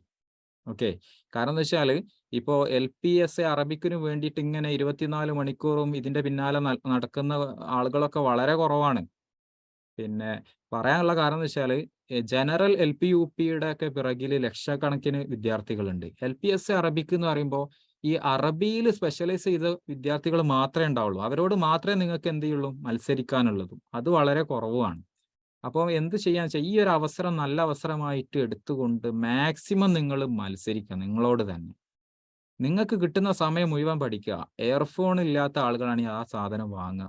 അത് ചെവിടിൽ കുത്തിയിട്ട് പാട്ട് കേൾക്കല്ല വേണ്ടിയത്. 24 മണിക്കൂറും നിങ്ങളെ സിലബസിൽ പറഞ്ഞിരിക്കുന്ന ടോപ്പിക് എന്താണോ അതിന്റെ ഓഡിയോസ് കേൾക്കുക. അങ്ങനെ കേട്ട് കേട്ട് കേട്ട് പഠിക്കുക. ഇത് ചില സമയത്ത് നമുക്കറിയാം, പുസ്തകം മുമ്പിൽ വെച്ചുകൊണ്ട് വായിക്കാൻ കഴിയാത്ത പല നേരങ്ങളും ഉണ്ടാവും. നിങ്ങൾ യാത്ര ചെയ്യുന്ന സമയങ്ങളുണ്ടാവും, നിങ്ങൾ ഷോപ്പിങ്ങിന് പോകുന്ന സമയങ്ങളുണ്ടാവും, വീട്ടിൽ പണിയെടുക്കുന്ന സമയങ്ങളൊക്കെ ഉണ്ടാവും അല്ലെ. ആ സമയങ്ങളിൽ നിങ്ങളുടെ ആ സമയം അതിനുവേണ്ടി മാത്രം നീക്കി വെക്കാതെ വരാനിരിക്കുന്ന അല്ലെ ഒരു മാസം മാത്രമേ മുമ്പിലുള്ളത് എന്നൊരു ചിന്തയോടുകൂടി നിങ്ങൾക്ക് എപ്പോഴാണോ നിങ്ങൾക്ക് കഴിയുന്നത് ആ സമയത്തൊക്കെ എന്ത് ചെയ്യുക, എയർഫോൺ വെച്ചിട്ടോ എങ്ങനെങ്കിലും ഒരു ദിവസം ഞാൻ GK ചുരുങ്ങിയത് 5 ടോപ്പിക്ക് ഞാൻ കവർ ചെയ്തിരിക്കും എന്നുള്ള ഒരു നിർബന്ധ ബുദ്ധി നിങ്ങൾക്ക് വേണം. പറയാൻ കാരണം എന്ന് വെച്ചാൽ കഴിഞ്ഞ എക്സൈസ് അതുപോലെ പോലീസ് കോൺസ്റ്റബിളിലൊക്കെ എക്സാമിന് ഞാൻ ചെയ്തിരുന്ന ഒരു രീതിയാണത്. എന്ത് വന്നു കഴിഞ്ഞാലും ഒരു ദിവസം ഞാൻ 5 ടോപ്പിക്ക് കവർ ചെയ്തിരിക്കും എന്നുള്ളൊരു തീരുമാനത്തിലെത്തുകയും പല സമയത്തും നമ്മൾ എൻഗേജ്ഡ് ആകുന്ന സമയത്ത് പോലും എയർഫോണും കൊണ്ട് ആ ഒരു ടോപ്പിക്ക് കവർ ചെയ്യും. 12 മണിക്ക് മുമ്പായിട്ട് എന്തായാലും ആ ഒരു ടോപ്പിക്ക് കവർ ചെയ്തിരിക്കും. ആ രീതിയിലായിരുന്നു മുമ്പോട്ട് വരിക. അതുകൊണ്ട് തന്നെ എനിക്ക് ലിസ്റ്റിൽ നല്ലൊരു റാങ്കിൽ എത്തിപ്പെടാനൊക്കെ കഴിഞ്ഞിട്ടുണ്ട്. അപ്പോൾ എൻ്റെ ഒരു സ്റ്റഡി സ്ട്രാറ്റജിയാണ്. എല്ലാവർക്കും അപ്ലൈ ചെയ്യാൻ കഴിഞ്ഞോളന്നില്ല. എന്നാലും നിങ്ങളോട് പറ്റുന്ന പോലൊക്കെ നിങ്ങൾ എന്ത് ചെയ്യാം, ആ ഒരു കാര്യത്തിൽ ശ്രദ്ധ ചെലുത്തുക. ഇനിയും ഒരു സീരീസ് വരാത്തവർക്ക് വേണ്ടിയിട്ടാണ് ഞാൻ ഇത്രയും കാര്യങ്ങൾ പറഞ്ഞത്. ഒരുപാട് കാര്യങ്ങളും ഉപദേശങ്ങളും ഒന്നുമല്ല, ഉള്ള സമയം കൊണ്ട് നമ്മൾ കൂടുതൽ കാര്യങ്ങൾ പഠിക്കുക എന്നുള്ളതാണ്. ഓക്കെ, അപ്പൊ നമുക്ക് കേരള റിനൈസൻസ് ഞാൻ പറഞ്ഞില്ല ഇതിന്റെ ഇമ്പോർട്ടന്റ്. കാരണം എന്ന് വെച്ചാൽ നിങ്ങൾ LPSA അറബിക്കിൽ ഏറ്റവും അധികം ചോദ്യങ്ങൾ കണ്ട ഒരു ഭാഗമാണ് കേരള റിനൈസൻസ് അല്ലെ. അപ്പൊ നമുക്ക് അതിലെ കുറച്ച് കാര്യങ്ങൾ ഒന്ന് പറഞ്ഞു പോവാന്നുള്ളതാണ്. ഒരിക്കലും നമുക്കറിയാം നമ്മുടെ ചെറിയ അറിവുകൾ പോലും നമുക്ക് ഒരിക്കലും നഷ്ടമാവില്ല. എവിടെങ്കിലും നമുക്ക് എന്ത് ചെയ്യും അത് ഉപകാരപ്പെടും. അല്ലേ? അപ്പം കേരള സെൻസിൽ ആദ്യമായിട്ട് വരുന്ന ഒരു വ്യക്തി എന്നുള്ളത് ആരാണ്? ശ്രീനാരായണ ഗുരുവാണ് ട്ടോ. അപ്പോൾ ശ്രീനാരായണ ഗുരുവിനെ കുറിച്ച് നമുക്ക് പണ്ടുകാലം മുതലേ നമ്മളെ ചെറിയ സ്കൂളുകളിലൊക്കെ പഠിക്കുന്ന ചില കാര്യങ്ങൾ നമുക്ക് ഓർമ്മ ഉണ്ടാവും. എന്നാലും ഓർമ്മയിൽ ഇല്ലാത്ത ചില കാര്യങ്ങളും PSC ചോദിക്കും അല്ലേ? പലപ്പോഴും റാങ്ക് മേക്കിംഗ് ആകുന്നത് ആ ക്വസ്റ്റ്യൻ തന്നെയാണ്. അപ്പൊ നമുക്ക് നോക്കാം. ഏഹ് ഹു നമുക്കറിയാം നിങ്ങളുടെ ഒരു ക്വസ്റ്റ്യൻ പേപ്പറിന്റെ ഒരു മീഡിയം എന്ന് പറയുന്നത് ഇംഗ്ലീഷ് ലാംഗ്വേജിലാണ്. അപ്പൊ നമുക്ക് ഇംഗ്ലീഷിൽ തന്നെ കാര്യങ്ങൾ പറഞ്ഞ് അതിന്റെ അർത്ഥങ്ങൾ മനസ്സിലാക്കി അങ്ങനെ തന്നെ പോകുന്നതായിരിക്കും നന്നാവാൻ തോന്നുന്നുണ്ട്. കാരണം നിങ്ങളുടെ ക്വസ്റ്റ്യൻ പേപ്പറൊക്കെ ഇംഗ്ലീഷ് മാധ്യമത്തിലാണല്ലോ. Who is known as father of Kerala renaissance എന്നുള്ള ഒരു ചോദ്യം ഇവിടെ വരുന്നുണ്ട്. ആരാണ് ഫാദർ ഓഫ് കേരള റിനൈസൻസ്? ആർക്കെങ്കിലും അറിയോ? ചെറിയ ചെറിയ ചോദ്യങ്ങളാണ് കേട്ടോ. ശ്രീനാരായണ ഗുരു ആണ് അല്ലേ? ഓക്കെ. ഇനി അദ്ദേഹത്തിന്റെ നമുക്കറിയാം, പിന്നെ അദ്ദേഹത്തിന്റെ ജനന വർഷം, അതേപോലെ അദ്ദേഹത്തിന്റെ വീട്ടുപേര്, ഇതൊക്കെ വളരെ പ്രധാനപ്പെട്ടതാണ് കേട്ടോ. ഒന്ന് പറഞ്ഞു പോകുന്നുണ്ട്, ഒന്ന് ശ്രദ്ധിക്കുക. ഓക്കെ. അപ്പോൾ അദ്ദേഹത്തിന്റെ ജനന വർഷം എന്ന് പറയുന്നത് 1856 ഓഗസ്റ്റ് 20-നാണ്. അദ്ദേഹത്തിന്റെ ശ്രീനാരായണ ഗുരുവിന്റെ വീട്ടുപേര് എന്ന് പറയുന്നത് വയൽവാരത്ത് വീട് എന്നുള്ളതാണ്. ഇതൊക്കെ PSC ചോദിക്കുന്ന ചോദ്യങ്ങളാണ് കേട്ടോ. PSC മുൻകാല ചോദ്യ പേപ്പർ LPS അറബിക്ക് അല്ലാതെയും കണ്ട് മറ്റുള്ള ക്വസ്റ്റ്യൻ പേപ്പർ എടുത്തു നോക്കി കഴിഞ്ഞാൽ ഈ ചോദ്യങ്ങളൊക്കെ നമുക്ക് കാണാൻ കഴിയും. ഫാദർ ഓഫ് കേരള റിനൈസൻസ് അല്ലെ, വയൽവാരത്ത് വീട് എന്നുള്ളതാണ് അദ്ദേഹത്തിന്റെ വീട്ടുപേര്. അതേപോലെ ചെമ്പയന്തിയിലാണ് അദ്ദേഹത്തിന്റെ ജനന സ്ഥലം. ഇതൊക്കെ പലർക്കും അറിയുന്നതായിരിക്കും. അതേപോലെ അദ്ദേഹത്തിന്റെ എന്താണ് ഫാദറിന്റെ നെയിം എന്നുള്ളത് മാടൻ ആശാനാണ്. അമ്മയുടെ പേര് കുട്ടിയമ്മയാണ്. ഞാൻ ചോദ്യങ്ങളായിട്ട് ഇങ്ങനെ പറയുന്ന സമയത്ത് നിങ്ങൾക്ക് കിട്ടുന്നുണ്ടോ എന്ന് നോക്കുക ആദ്യം കേട്ടോ. ഉത്തരങ്ങൾ ഞാൻ പറയുന്നതിന് മുമ്പ് ചോദ്യങ്ങൾ പറയുമ്പോൾ നിങ്ങൾക്ക് അറിയോ എന്നുള്ളത് ചെക്ക് ചെയ്യട്ടോ. ഒന്ന് മനസ്സിലൊന്ന് പറഞ്ഞു നോക്കുക. ശ്രീനാരായണ ഗുരുവിന്റെ വൈഫിന്റെ പേര് എന്ന് പറയുന്നത് കാളിയമ്മ എന്നുള്ളതാണ്. അതുപോലെ അദ്ദേഹത്തിന്റെ ബാല്യകാല നാമം നാണു എന്നതാണ്. പലർക്കും കിട്ടുന്നുണ്ടാവും. ശ്രീനാരായണ ഗുരുവിന്റെ എന്താണ് പ്രധാനപ്പെട്ട അല്ലെ, അദ്ദേഹത്തിന്റെ എന്താണ് ആരുടെ ശിഷ്യനായിരുന്നു എന്നുള്ളതാണ്. ശ്രീനാരായണ ഗുരു വാസ് ദി ഡിസൈപ്പിൾ ഓഫ് ആരുടെ ശിഷ്യനായിരുന്നു? കുന്നംപള്ളി രാമൻ പിള്ള ആശാന്റെയും തൈക്കാട് അയ്യയുടെയും ഒക്കെ ശിഷ്യനായിരുന്നു ആര്? ശ്രീനാരായണ ഗുരു. പിന്നെ അതേപോലെ അദ്ദേഹത്തിന്റെ എന്താണ് യോഗവിദ്യ പഠിപ്പിച്ച ഗുരുവായിരുന്നു തൈക്കാട് അയ്യ. ഇതൊക്കെ നിരവധി തവണ ചോദിച്ചതാണ് കേട്ടോ. ശ്രീനാരായണ ഗുരുവിനെ യോഗവിദ്യ പഠിപ്പിച്ചത് തൈക്കാട് അയ്യയാണ്. നിങ്ങളെ ക്വസ്റ്റ്യൻ പേപ്പറിൽ ഇതൊക്കെ കാണുമ്പോൾ നമ്മൾ ഈ സെഷനിൽ ഇങ്ങനെ പറഞ്ഞു പോകുന്ന സമയത്ത് ഒന്ന് ശ്രദ്ധിച്ചാൽ മതിയേനി എന്നുള്ളൊരു തോന്നൽ പരീക്ഷ ഹാളിൽ വരരുത് കേട്ടോ. ഒന്ന് പറഞ്ഞു പോവാ മനസ്സിൽ. ശ്രീനാരായണ ഗുരു ലേൺഡ് ഹഠയോഗ, തൈക്കാട് അയ്യയിൽ നിന്നാണ് ഹഠയോഗ പഠിച്ചത്. The place where Sreenarayana Guru started a school, അഞ്ചുതെങ്ങിലാണ് അദ്ദേഹം 1881 സ്കൂൾ സ്ഥാപിച്ചത്. പിന്നെ ഇതിന്റെ PDF നിങ്ങൾക്ക് കിട്ടും. എന്നാലും എന്ത് ചെയ്യാ, ഞാൻ ചോദ്യങ്ങൾ പറഞ്ഞ സമയത്ത് നിങ്ങൾക്ക് കിട്ടുന്നുണ്ടോ നോക്കുക കേട്ടോ. The place where Sreenarayana Guru get enlightenment. എന്താ എൻലൈറ്റ്മെന്റ് എന്ന് പറഞ്ഞു കഴിഞ്ഞാൽ ജ്ഞാനോദയം അല്ലെ. അദ്ദേഹത്തിന് എന്താണ് ഒരു ബോധോദയം അല്ലെങ്കിൽ ജ്ഞാനോദയം ഒക്കെ ലഭിച്ചത് എവിടെ നിന്നാണ്? മരുത്താമലയിൽ നിന്നാണ് കേട്ടോ. പിള്ളത്തടം ഗുഹയിലെ മരുത്താമല എന്ന് പറയുന്ന സ്ഥലത്തെ പിള്ളത്തുടം ഗുഹയിൽ നിന്നാണ് അദ്ദേഹത്തിന് എന്ത് കിട്ടിയത്? ജ്ഞാനോദയം ലഭിച്ചിട്ടുള്ളത്. പിന്നെ മരുത്താമല എവിടെയാണ് സിറ്റുവേറ്റ് ചെയ്യുന്നത്? കന്യാകുമാരിയിലാണ് കേട്ടോ. തമിഴ്നാട്ടിലെ കന്യാകുമാരിയിലാണ് എവിടെ മരുത്താമല സിറ്റുവേറ്റ് ചെയ്യുന്നത്. ഒക്കെ ചോദിച്ചതാണ്. Sree Narayana Guru is also known as Nanu Asan. അപ്പൊ നാണു ആശാൻ എന്നറിയപ്പെടുന്നത് ആരാണ്? ശ്രീനാരായണ ഗുരു ആണ് അല്ലെ. പിന്നെ അതുപോലെ the year which Sree Narayana Guru met Chattampi Swami. Chattampi സ്വാമിയും ശ്രീനാരായണ ഗുരുവും കണ്ടുമുട്ടിയ വർഷം 1882 കേട്ടോ. 1882 ശ്രീനാരായണ ഗുരുവും ചട്ടമ്പി സ്വാമിയും തമ്മിൽ കണ്ടുമുട്ടിയത്. The first temple consecrated by Sree Narayana Guru അല്ലെ. ശ്രീനാരായണ ഗുരുവിൽ എന്താണ് ആദ്യമായിട്ട് എന്താണ് ഒരു ക്ഷേത്രം സ്ഥാപിച്ചത്? എവിടെയാണ്? അരുവിപ്പുറമാണ് കേട്ടോ. എൻ്റെ ഒരു ഞാൻ മനസ്സിലാക്കിയെടുത്തോളം ഈ അരുവിപ്പുറം പ്രതിഷ്ഠ ശ്രീനാരായണ ഗുരുവുമായി ബന്ധപ്പെട്ടത് ഏകദേശം ഒരുവിധ എല്ലാ പരീക്ഷയ്ക്കും ചോദിക്കുന്ന ഒരു ക്വസ്റ്റ്യൻ ആണ്.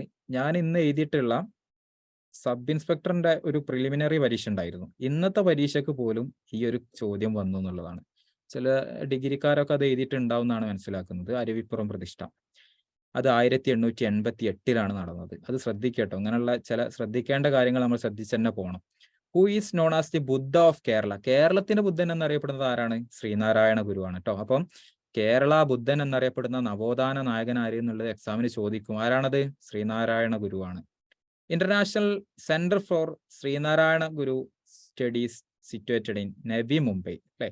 അപ്പൊ അദ്ദേഹത്തിന്റെ ഒരു പഠന ഗവേഷണ കേന്ദ്രം എന്നുള്ള നിലക്ക് international centre for Sree Narayana Guru studies എവിടെയാണ്? നവി മുംബൈയിലാണ് സ്ഥിതി ചെയ്യുന്നത്, മഹാരാഷ്ട്രയിൽ അല്ലെ. The first work of Sree Narayana Guru, ഒരുപാട് വർക്ക് ഉണ്ട്. ആദ്യത്തെ വർക്ക് ചോദിച്ചു കഴിഞ്ഞാൽ ഏതാണ്? ഗജേന്ദ്ര മോക്ഷം വഞ്ചിപ്പാട്ടാണ് കേട്ടോ, മറക്കരുതേ. വേറെയും വർക്കുകൾ നമുക്ക് പഠിക്കാണ്ട്. ആദ്യത്തെ വർക്ക് ചോദിച്ചു കഴിഞ്ഞാൽ ഗജേന്ദ്ര മോക്ഷം വഞ്ചിപ്പാട്ട് എന്നുള്ളതാണ്. Sree Narayana Guru dedicated his book Gajendra Moksham Vanchipattu. Gajendra Moksham Vanchipattu ആർക്കായിരുന്നു ഇദ്ദേഹം ഡെഡിക്കേറ്റ് ചെയ്തത്? ചട്ടമ്പി സ്വാമിക്കായിരുന്നു. Okay. The year which Kumaranasan met Sree Narayana Guru. ഈ കണ്ടുമുട്ടലുകളാണ് ഇനി ശ്രദ്ധിക്കേണ്ടത് കേട്ടോ. ശ്രീനാരായണ ഗുരുവും അതേപോലെ കുമാരനാശാനും കണ്ടുമുട്ടിയ വർഷം 1891 അങ്ങനെ തന്നെ പഠിക്കുക. 1891 രണ്ടുപേരും കണ്ടുമുട്ടിയത്. The year which doctor Palpu met Sree Narayana Guru. Doctor പൽപ്പുവും ശ്രീനാരായണ ഗുരുവും കണ്ടുമുട്ടിയത് 1895 അത് ബാംഗ്ലൂരിൽ വെച്ചിട്ടാണ്. The book which included the lines in Aruvippuram temple, Jathi Nirnayam. Okay. അപ്പം അരുവിപ്പുറം പ്രതിഷ്ഠ നമ്മൾ പറഞ്ഞ കാര്യമാണ്. അവിടെ അദ്ദേഹത്തിന്റെ പുസ്തകമായിട്ടുള്ള ജാതി നിർണയം എന്ന് പറയുന്ന പുസ്തകത്തിലെ വരികളാണ് ആ ടെമ്പിളിൽ എഴുതി വെച്ചിട്ടുള്ളത്. Doctor Palpu called Sreenarayana Guru. Doctor Palpu Sreenarayana ഗുരുവിനെ വിളിച്ചിരുന്നത് ശ്രീനാരായണ ഗുരു എന്നായിരുന്നില്ല, പെരിയ സ്വാമി എന്നായിരുന്നു ഡോക്ടർ പൽപ്പു വിളിച്ചത്. SNDP യോഗം വാസ് ഫൗണ്ടഡ് അല്ലെ. ഏത് വർഷമാണ് SNDP യോഗം? നിരവധി തവണ പല PSC പരീക്ഷകൾക്കും ചോദിച്ചതാണ്. SNDP യോഗം സ്ഥാപിച്ചത് 1903 മെയ് 15 okay. Which organisation was considered as the predecessor of SNDP? SNDPയുടെ മുൻഗാമി എന്നറിയപ്പെടുന്ന ഒരു ഓർഗനൈസേഷൻ, സംഘടനയുണ്ട്. അതേതാണ്? വാവൂട്ട് യോഗമാണ് കേട്ടോ. ഇതൊക്കെ പലർക്കും അറിയുന്നതായിരിക്കും. വാവൂട്ട് യോഗം. The first and permanent president of SNDP, അതായത് ആദ്യത്തേതെയും അതേപോലെ ആജീവനാന്തവുമായിട്ടുള്ള SNDPയുടെ പ്രസിഡന്റ് ശ്രീനാരായണ ഗുരുവാണ്. ഓക്കെ. അപ്പം ഹെഡ് ക്വാർട്ടേഴ്സ് ഓഫ് SNDP എന്ന് പറയുന്നത് കൊല്ലത്താണ്. കൊല്ലം ജില്ലയിലാണ് SNDPയുടെ headquarters. The mouthpiece of SNDP, Vivekodayam എന്ന് പറയുന്ന പത്രമാണ് മുഖപത്രം. SNDPയുടെ മുഖപത്രമായിട്ട് വരുന്നത് വിവേകോദയമാണ്. The year which SNDP published Vivekodayam അല്ലെ. ഏത് വർഷമാണ്? 1904 വിവേകോദയം പബ്ലിഷ് ചെയ്യുന്നത്. The first general secretary of SNDP കുമാരനാശാനാണ് കേട്ടോ. SNDPയുടെ ജനറൽ സെക്രട്ടറി ചോദിച്ചു കഴിഞ്ഞാൽ കുമാരനാശാനും, SNDPയുടെ ആദ്യത്തേതും അതേപോലെ ആജീവനാന്തവുമായിട്ടുള്ള പ്രസിഡന്റിന്റെ പേര് ചോദിച്ചു കഴിഞ്ഞാൽ ശ്രീനാരായണ ഗുരുവുമാണ്. അതേപോലെ the first vice president of SNDP, ശ്രദ്ധിക്കണേ, വൈസ് പ്രസിഡന്റ് എന്നാണ് ചോദിച്ചത്. ആരാണ്? ഡോക്ടർ പൽപ്പുവാണ്. അദ്വൈത ആശ്രമം മറ്റു ആലുവ വാസ് എസ്റ്റാബ്ലിഷ്ഡ് അല്ലെ. അദ്ദേഹം അദ്ദേഹത്തിന്റെ ചിന്തകളും അല്ലെ, അദ്ദേഹത്തിന്റെ ഐഡിയകളൊക്കെ ഒന്ന് പബ്ലിഷ് ചെയ്യുന്നതിന് വേണ്ടിയിട്ട് അദ്വൈത ആശ്രമം സ്ഥാപിക്കുന്നുണ്ട്. അത് ആലുവയിലാണ്. 1913 PSC ചോദിച്ചതാണ് കേട്ടോ. അദ്വൈത ആശ്രമം ഏത് വർഷമാണ് സ്ഥാപിച്ചത്? 1913. ദി മോട്ടോ ഓഫ് ആലുവ അദ്വൈത ആശ്രമം എന്താണ്? ഓം സാഹോദര്യം സർവത്ര എന്നുള്ളതാണ്. ഓം സാഹോദര്യം സർവത്ര. ഇവിടെ ചെറിയൊരു മിസ്റ്റേക്ക് ഉണ്ട് അല്ലേ. Okay. The first European disciple of Guru അല്ലെ. യൂറോപ്യൻ ആയിട്ടുള്ള ആദ്യത്തെ ശിഷ്യൻ ആരായിരുന്നു? ആരുടെ? ശ്രീനാരായണ ഗുരുവിന്റെ യൂറോപ്യൻ ആയിട്ടുള്ള ആദ്യത്തെ ശിഷ്യൻ എന്ന് പറയുന്നത് ഏർണസ്റ്റ് കിർക്ക് ആയിരുന്നു. First statue of Sree Narayana Guru is, അല്ലെ, അദ്ദേഹത്തിന്റെ ആദ്യ പ്രതിമ സ്ഥിതി ചെയ്യുന്നത് തലശ്ശേരിയിലെ ജഗന്നാഥ ടെമ്പിളിലാണ് കേട്ടോ. The poet who said that Guru was the second Buddha.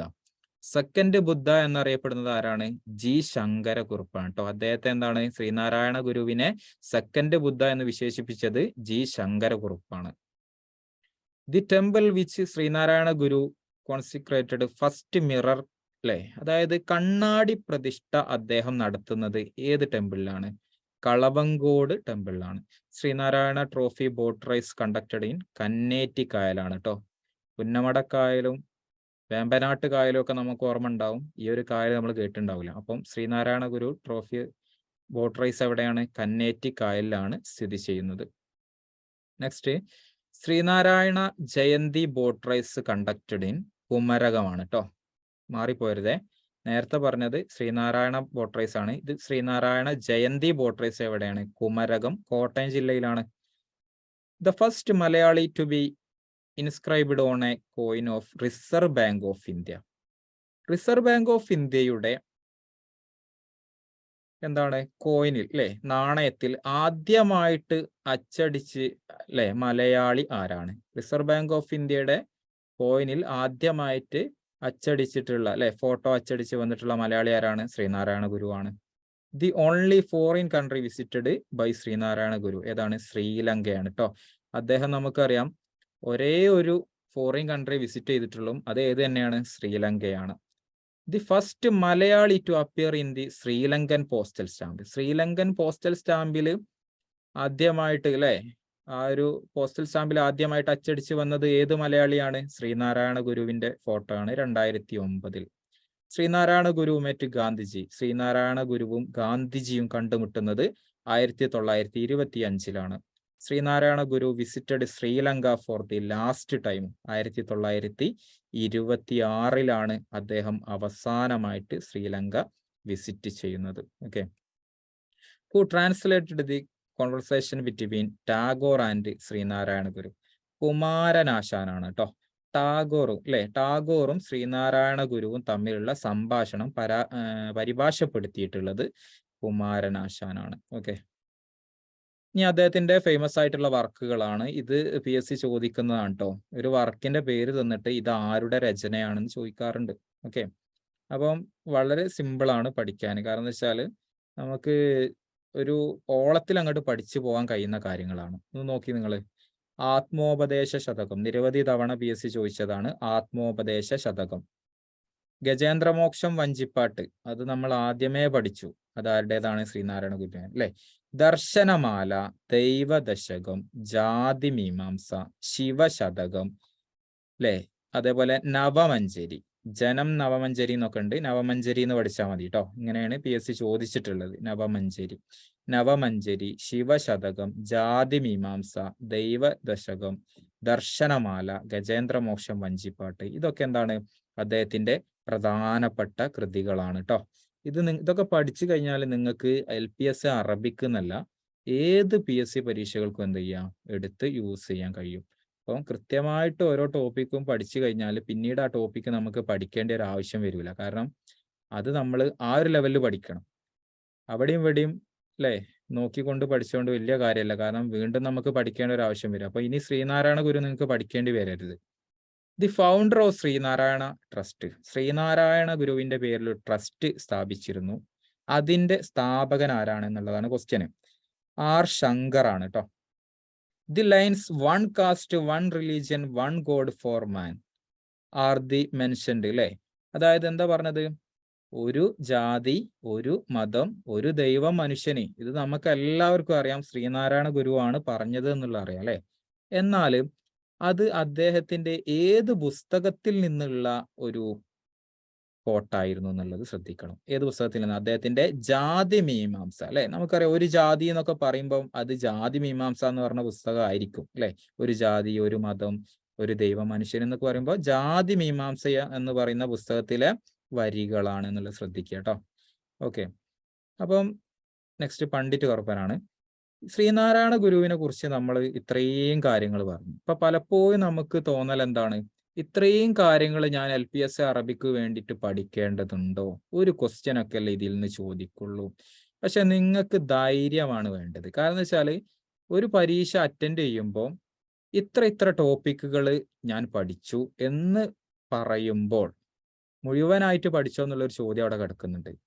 Yes, ഞാൻ മുഴുവനായിട്ട് പഠിച്ചിട്ടുണ്ട്. അതിൽ നിന്ന് എന്ത് ക്വസ്റ്റ്യന് എങ്ങനെ വന്നു കഴിഞ്ഞാലും എനിക്ക് അറ്റൻഡ് ചെയ്യാൻ പറ്റും എന്ന് സ്വന്തം പറയാൻ കഴിയണമെന്നുണ്ടെങ്കിൽ ഒരാളെ കുറിച്ച് എല്ലാ കാര്യങ്ങളും നമ്മൾ പഠിക്കുക എന്നുള്ളതാണ്.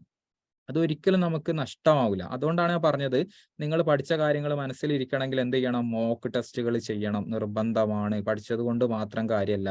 ഒരുപാട് അറിവുണ്ടാക്കുക എന്നല്ല PSC അല്ലേ ഉദ്ദേശിക്കുന്നത്. നമുക്കൊരു ജോലി കിട്ടുക എന്നുള്ളതാണ് അല്ലേ. ജോലി കിട്ടണമെങ്കിൽ എന്താ വേണ്ടത്? പഠിച്ച കാര്യങ്ങൾ ഓർത്ത് വെക്കാൻ കഴിയണം. ഓർത്ത് വെക്കാൻ കഴിയണമെങ്കിൽ പരീക്ഷകൾ എഴുതണം. നമ്മൾ കുറച്ച് ചെറിയ കുട്ടികളാകേണ്ടി വരും. പലപ്പോഴും നമ്മൾ അല്ലെ മുതിർന്നവരാണ്, ഇനി പരീക്ഷകളൊക്കെ എഴുതി ഇങ്ങനെ അല്ലെ സ്വന്തം ഇങ്ങനെ വിലയിരുത്തിക്കൊണ്ട് നിൽക്കാൻ കഴിയൂല, എനിക്ക് എല്ലാ കാര്യങ്ങളും അറിയാം എന്നുള്ളൊരു മിഥ്യാധാരണ പലപ്പോഴും കുടികൊള്ളുന്നത് കൊണ്ട് നമ്മൾ എന്ത് ചെയ്യുന്നുണ്ട് അല്ലെ, പരീക്ഷകളിൽ നിന്ന് നമ്മൾ തെന്നി മാറുന്ന ഒരു പ്രവണത ഉണ്ടായിട്ടുണ്ട് അല്ലെ. വായിക്കാനൊക്കെ ഞാൻ തയ്യാറാണ്, ഞാൻ ഭയങ്കര വായനക്കാരനാണെന്ന് പറയാൻ എല്ലാവർക്കും ഇഷ്ടമാണ് അല്ലെ. കുറെ സമയമൊക്കെ എടുത്ത് വായിക്കും. പക്ഷെ പരീക്ഷകൾ അറ്റൻഡ് ചെയ്യുക എന്നുള്ളതാണ് ഏറ്റവും പ്രധാനപ്പെട്ടത് കേട്ടോ. ഇത് ഞാൻ പ്രത്യേകം പറയാനുള്ള കാരണം എന്ന് വെച്ചാൽ നമ്മളൊക്കെ PSCക്ക് നിങ്ങളെ പോലെ പ്രിപ്പയർ ചെയ്യുന്ന ആളുകളായതുകൊണ്ട് അതിൻ്റെ ഒരു വില നമുക്ക് മനസ്സിലാവുന്നുണ്ട് പല സാഹചര്യത്തിലും. ഓക്കെ, അപ്പം ഇത്രയും കാര്യങ്ങൾ നമ്മൾ പഠിച്ചു. ഇനി പലപ്പോഴും ഇപ്പോഴത്തെ ഒരു PSCയുടെ ട്രെൻഡ് അനുസരിച്ച് അല്ലേ എന്താ ഉണ്ടാല് സ്റ്റേറ്റ്മെന്റ് ക്വസ്റ്റ്യൻ ആണ്. ശ്രീനാരായണ ഗുരുവിനെ കുറിച്ച് ഇനി എന്ത് സ്റ്റേറ്റ്മെന്റ് ക്വസ്റ്റ്യൻ വന്നു കഴിഞ്ഞാൽ നിങ്ങൾക്ക് അറ്റൻഡ് ചെയ്യാൻ പറ്റും. കാരണം നിങ്ങൾ എല്ലാ കാര്യങ്ങളും പഠിച്ചു എന്നുള്ളതാണ്. നമ്മൾ അവിടെ ചില കാര്യങ്ങൾ മാത്രം പഠിച്ചു പോയാൽ എന്താ സംഭവിക്കുക? നമുക്ക് ഒരു സ്റ്റേറ്റ്മെന്റ് 4 സ്റ്റേറ്റ്മെന്റ് തന്ന് കൂട്ടത്തിൽ ചേരാത്തത് ഏതെന്ന് ചോദിച്ചു കഴിഞ്ഞാൽ നമ്മൾ ആകെ പഠിച്ച 2 കാര്യങ്ങളേക്കും. ബാക്കി 2 കുറിച്ച് നമുക്ക് ശ്രീനാരായണ ഗുരു തന്നെ ആയിരിക്കും. എന്നാലും നമുക്ക് നമ്മുടെ അറിവ് പരിമിതമായത് കൊണ്ട് നമുക്ക് അത് ശരിയാണോ തെറ്റാണോ എന്നുള്ളത് തിരിച്ചറിയാൻ കഴിയാത്ത ഒരു പ്രശ്നം വരും. അപ്പൊ ഇപ്പോഴത്തെ ഒരു ട്രെൻഡ് അനുസരിച്ച് നിങ്ങൾ ഈ അഭിമുഖീകരിക്കാൻ പോകുന്ന LPSA പരീക്ഷയ്ക്ക് മിക്കവാറും ഒരു 8 9 ക്വസ്റ്റ്യൻ സ്റ്റേറ്റ്മെന്റ് ക്വസ്റ്റ്യൻ ആയിരിക്കും. അതുകൊണ്ട് എന്ത് ചെയ്യുക, റിനൈസൻസ് ലീഡേഴ്സിനെ കുറിച്ച് നിങ്ങൾ എന്ത് പഠിച്ചിട്ടില്ലെങ്കിലും ഏറ്റവും കൂടുതൽ ക്വസ്റ്റ്യൻ വരുന്ന റിനൈസൻസ് ലീഡേഴ്സിനെ കുറിച്ച് മുഴുവനായിട്ടുള്ള കാര്യങ്ങൾ നിങ്ങൾ എന്ത് ചെയ്യുക, പഠിച്ചിട്ട് പോയാൽ മതി. ഓക്കെ, അതിന് എത്ര സമയം വേണമെങ്കിലും നിങ്ങൾക്ക് വേണമെങ്കിൽ ഉറങ്ങുന്ന സമയം ഒന്ന് കുറച്ച് കുറയ്ക്കാം. ഒരു മാസമൊക്കെ കുറച്ചൊരു ഉറക്കം നിങ്ങൾക്ക് കുറഞ്ഞു വിചാരിച്ച ഒരു പ്രശ്നവുമില്ല. കാരണം എന്താ വെച്ചാൽ അത് നിങ്ങളുടെ ജീവിതത്തിൽ ഒരു മുതൽക്കൂട്ടാവുമെങ്കിൽ അല്ലേ, ആ ഒരു നഷ്ടം നമുക്ക് സഹിച്ചൂടെ. സാധാരണ നമുക്കറിയാം ഒരു എയ്ഡഡ് LP സ്കൂളിലൊക്കെ ഒരു അധ്യാപകനായിട്ട് ജോയിൻ ചെയ്യണമെങ്കിൽ അല്ലേ എത്ര ലക്ഷം വേണം നിങ്ങൾക്ക് അറിയോ? ഇപ്പൊ മലപ്പുറം ജില്ലയിലൊക്കെ പലപ്പോഴും ചോദിക്കുന്നത് 40 ലക്ഷമാണ്. ഞാൻ ഒരു അൺഎയ്ഡഡ് HSST ഹയർ സെക്കൻഡറി സ്കൂളിലെ ഒരു അധ്യാപകനാണ്. അവിടെ പലപ്പോഴും പോസ്റ്റുകൾ ഒഴിവുണ്ടാകുമ്പോൾ നമ്മൾ സമീപിക്കുന്ന സമയത്ത് 80 ലക്ഷമൊക്കെയാണ് ചോദിക്കുന്നത്. അപ്പം LPക്ക് പോലും 40 ലക്ഷം വരെ ആ ഒരു ലെവലിലേക്ക് എത്തി നിൽക്കണമെങ്കിൽ കാലം പുഴ പോക്ക് അല്ലെ. ഒരിക്കലും നമുക്ക് ഇനി ആ ഒരു സംഖ്യ ഒന്നും കുറച്ചു കൊണ്ടുവരാൻ കഴിയില്ല. അപ്പം അത്രയും ഇമ്പോർട്ടൻ്റ് അപ്പം നമ്മൾ എന്ത് ചെയ്യണം, PSC പരീക്ഷയ്ക്ക് കൊടുക്കണം. കാരണം നമ്മുടെ 1.25 മണിക്കൂർ കൊണ്ട് നമ്മൾ ലാഭിക്കുന്നത് അല്ലേ ഒരു 40 ലക്ഷം 45 ലക്ഷം മാത്രമല്ല, നമ്മുടെ ജീവിതം സേഫ് ആവുന്നു, നമ്മുടെ കുടുംബം സേഫ് ആവുന്നു, നമ്മൾ സേഫ് ആവുന്നു അല്ലേ. നമുക്ക് അല്ലേ പലപ്പോഴും ജോലി ഇല്ലാത്തത് കൊണ്ടും അതേപോലെ പല കുടുംബ സാഹചര്യങ്ങളിലും പല പരിപാടികളിലും നമ്മൾ അനുഭവിച്ചിട്ടുള്ള വേദനകളും അല്ലേ നമ്മുടെ സങ്കടങ്ങളൊക്കെ ഒരു പരിധി വരെ ഒരു ജോലി നേടുന്നത് കൊണ്ട് ഇല്ലാതാവുന്നുള്ളതാണ് അല്ലെ. ആരുടെ മുമ്പിലും എന്താണ് ഒരു അധ്യാപകനാണ് എന്ന് പറഞ്ഞു പോകാൻ കഴിയും അല്ലെ. നമ്മളൊക്കെ ആഗ്രഹിച്ചതാണ് ഒരു പെർമനന്റ് ആയിട്ടുള്ള ഗവൺമെന്റ് ജോലി അല്ലെ. ആ ജോലിയിലേക്ക് എത്തണമെങ്കിൽ കൃത്യമായിട്ട് എന്ത് ചെയ്യുക, ഒരു ഷെഡ്യൂൾ വെച്ച് പഠിക്കുക. നമ്മൾ അത് കിട്ടുന്നത് വരെ നമുക്കറിയാം ജൂൺ 2 വരെ നിങ്ങൾക്ക് സമയമുള്ളൂ. ആ സമയം വരെ എന്ത് ചെയ്യുക, പഠിക്കാൻ വേണ്ടിയിട്ട് ഉപയോഗിക്കുക എന്നുള്ളതാണ് കേട്ടോ. വേറെ എന്ത് പരിപാടികൾ നമ്മൾ മാറ്റിവെച്ചോ ഒക്കെ എല്ലാ പരിപാടിയും ജൂണിന് ശേഷം ഇനി ചെയ്യുള്ളൂ എന്നുള്ള ഒരു ഉത്തമ ബോധ്യത്തിൽ പോവുക. ഓക്കെ, നമുക്കറിയാം ഒരു റിനൈസൻസ് ലീഡറാണ് പണ്ഡിറ്റ് KP കറുപ്പന്. ശ്രദ്ധിക്കട്ടോ, ഇയാളൊരു ഫോട്ടോ ഒക്കെ ഇവിടെ കൊടുത്തിട്ടുണ്ട്. പണ്ഡിറ്റ് KP കറുപ്പന് ഒരുപാട് തവണ PSC പരീക്ഷകളിലെ നിറസാന്നിധ്യമാണ് പണ്ഡിറ്റ് KP കറുപ്പന്. അദ്ദേഹത്തിന്റെ ഒരുപാട് വർക്കുകൾ ചോദിച്ചിട്ടുണ്ട് കേട്ടോ.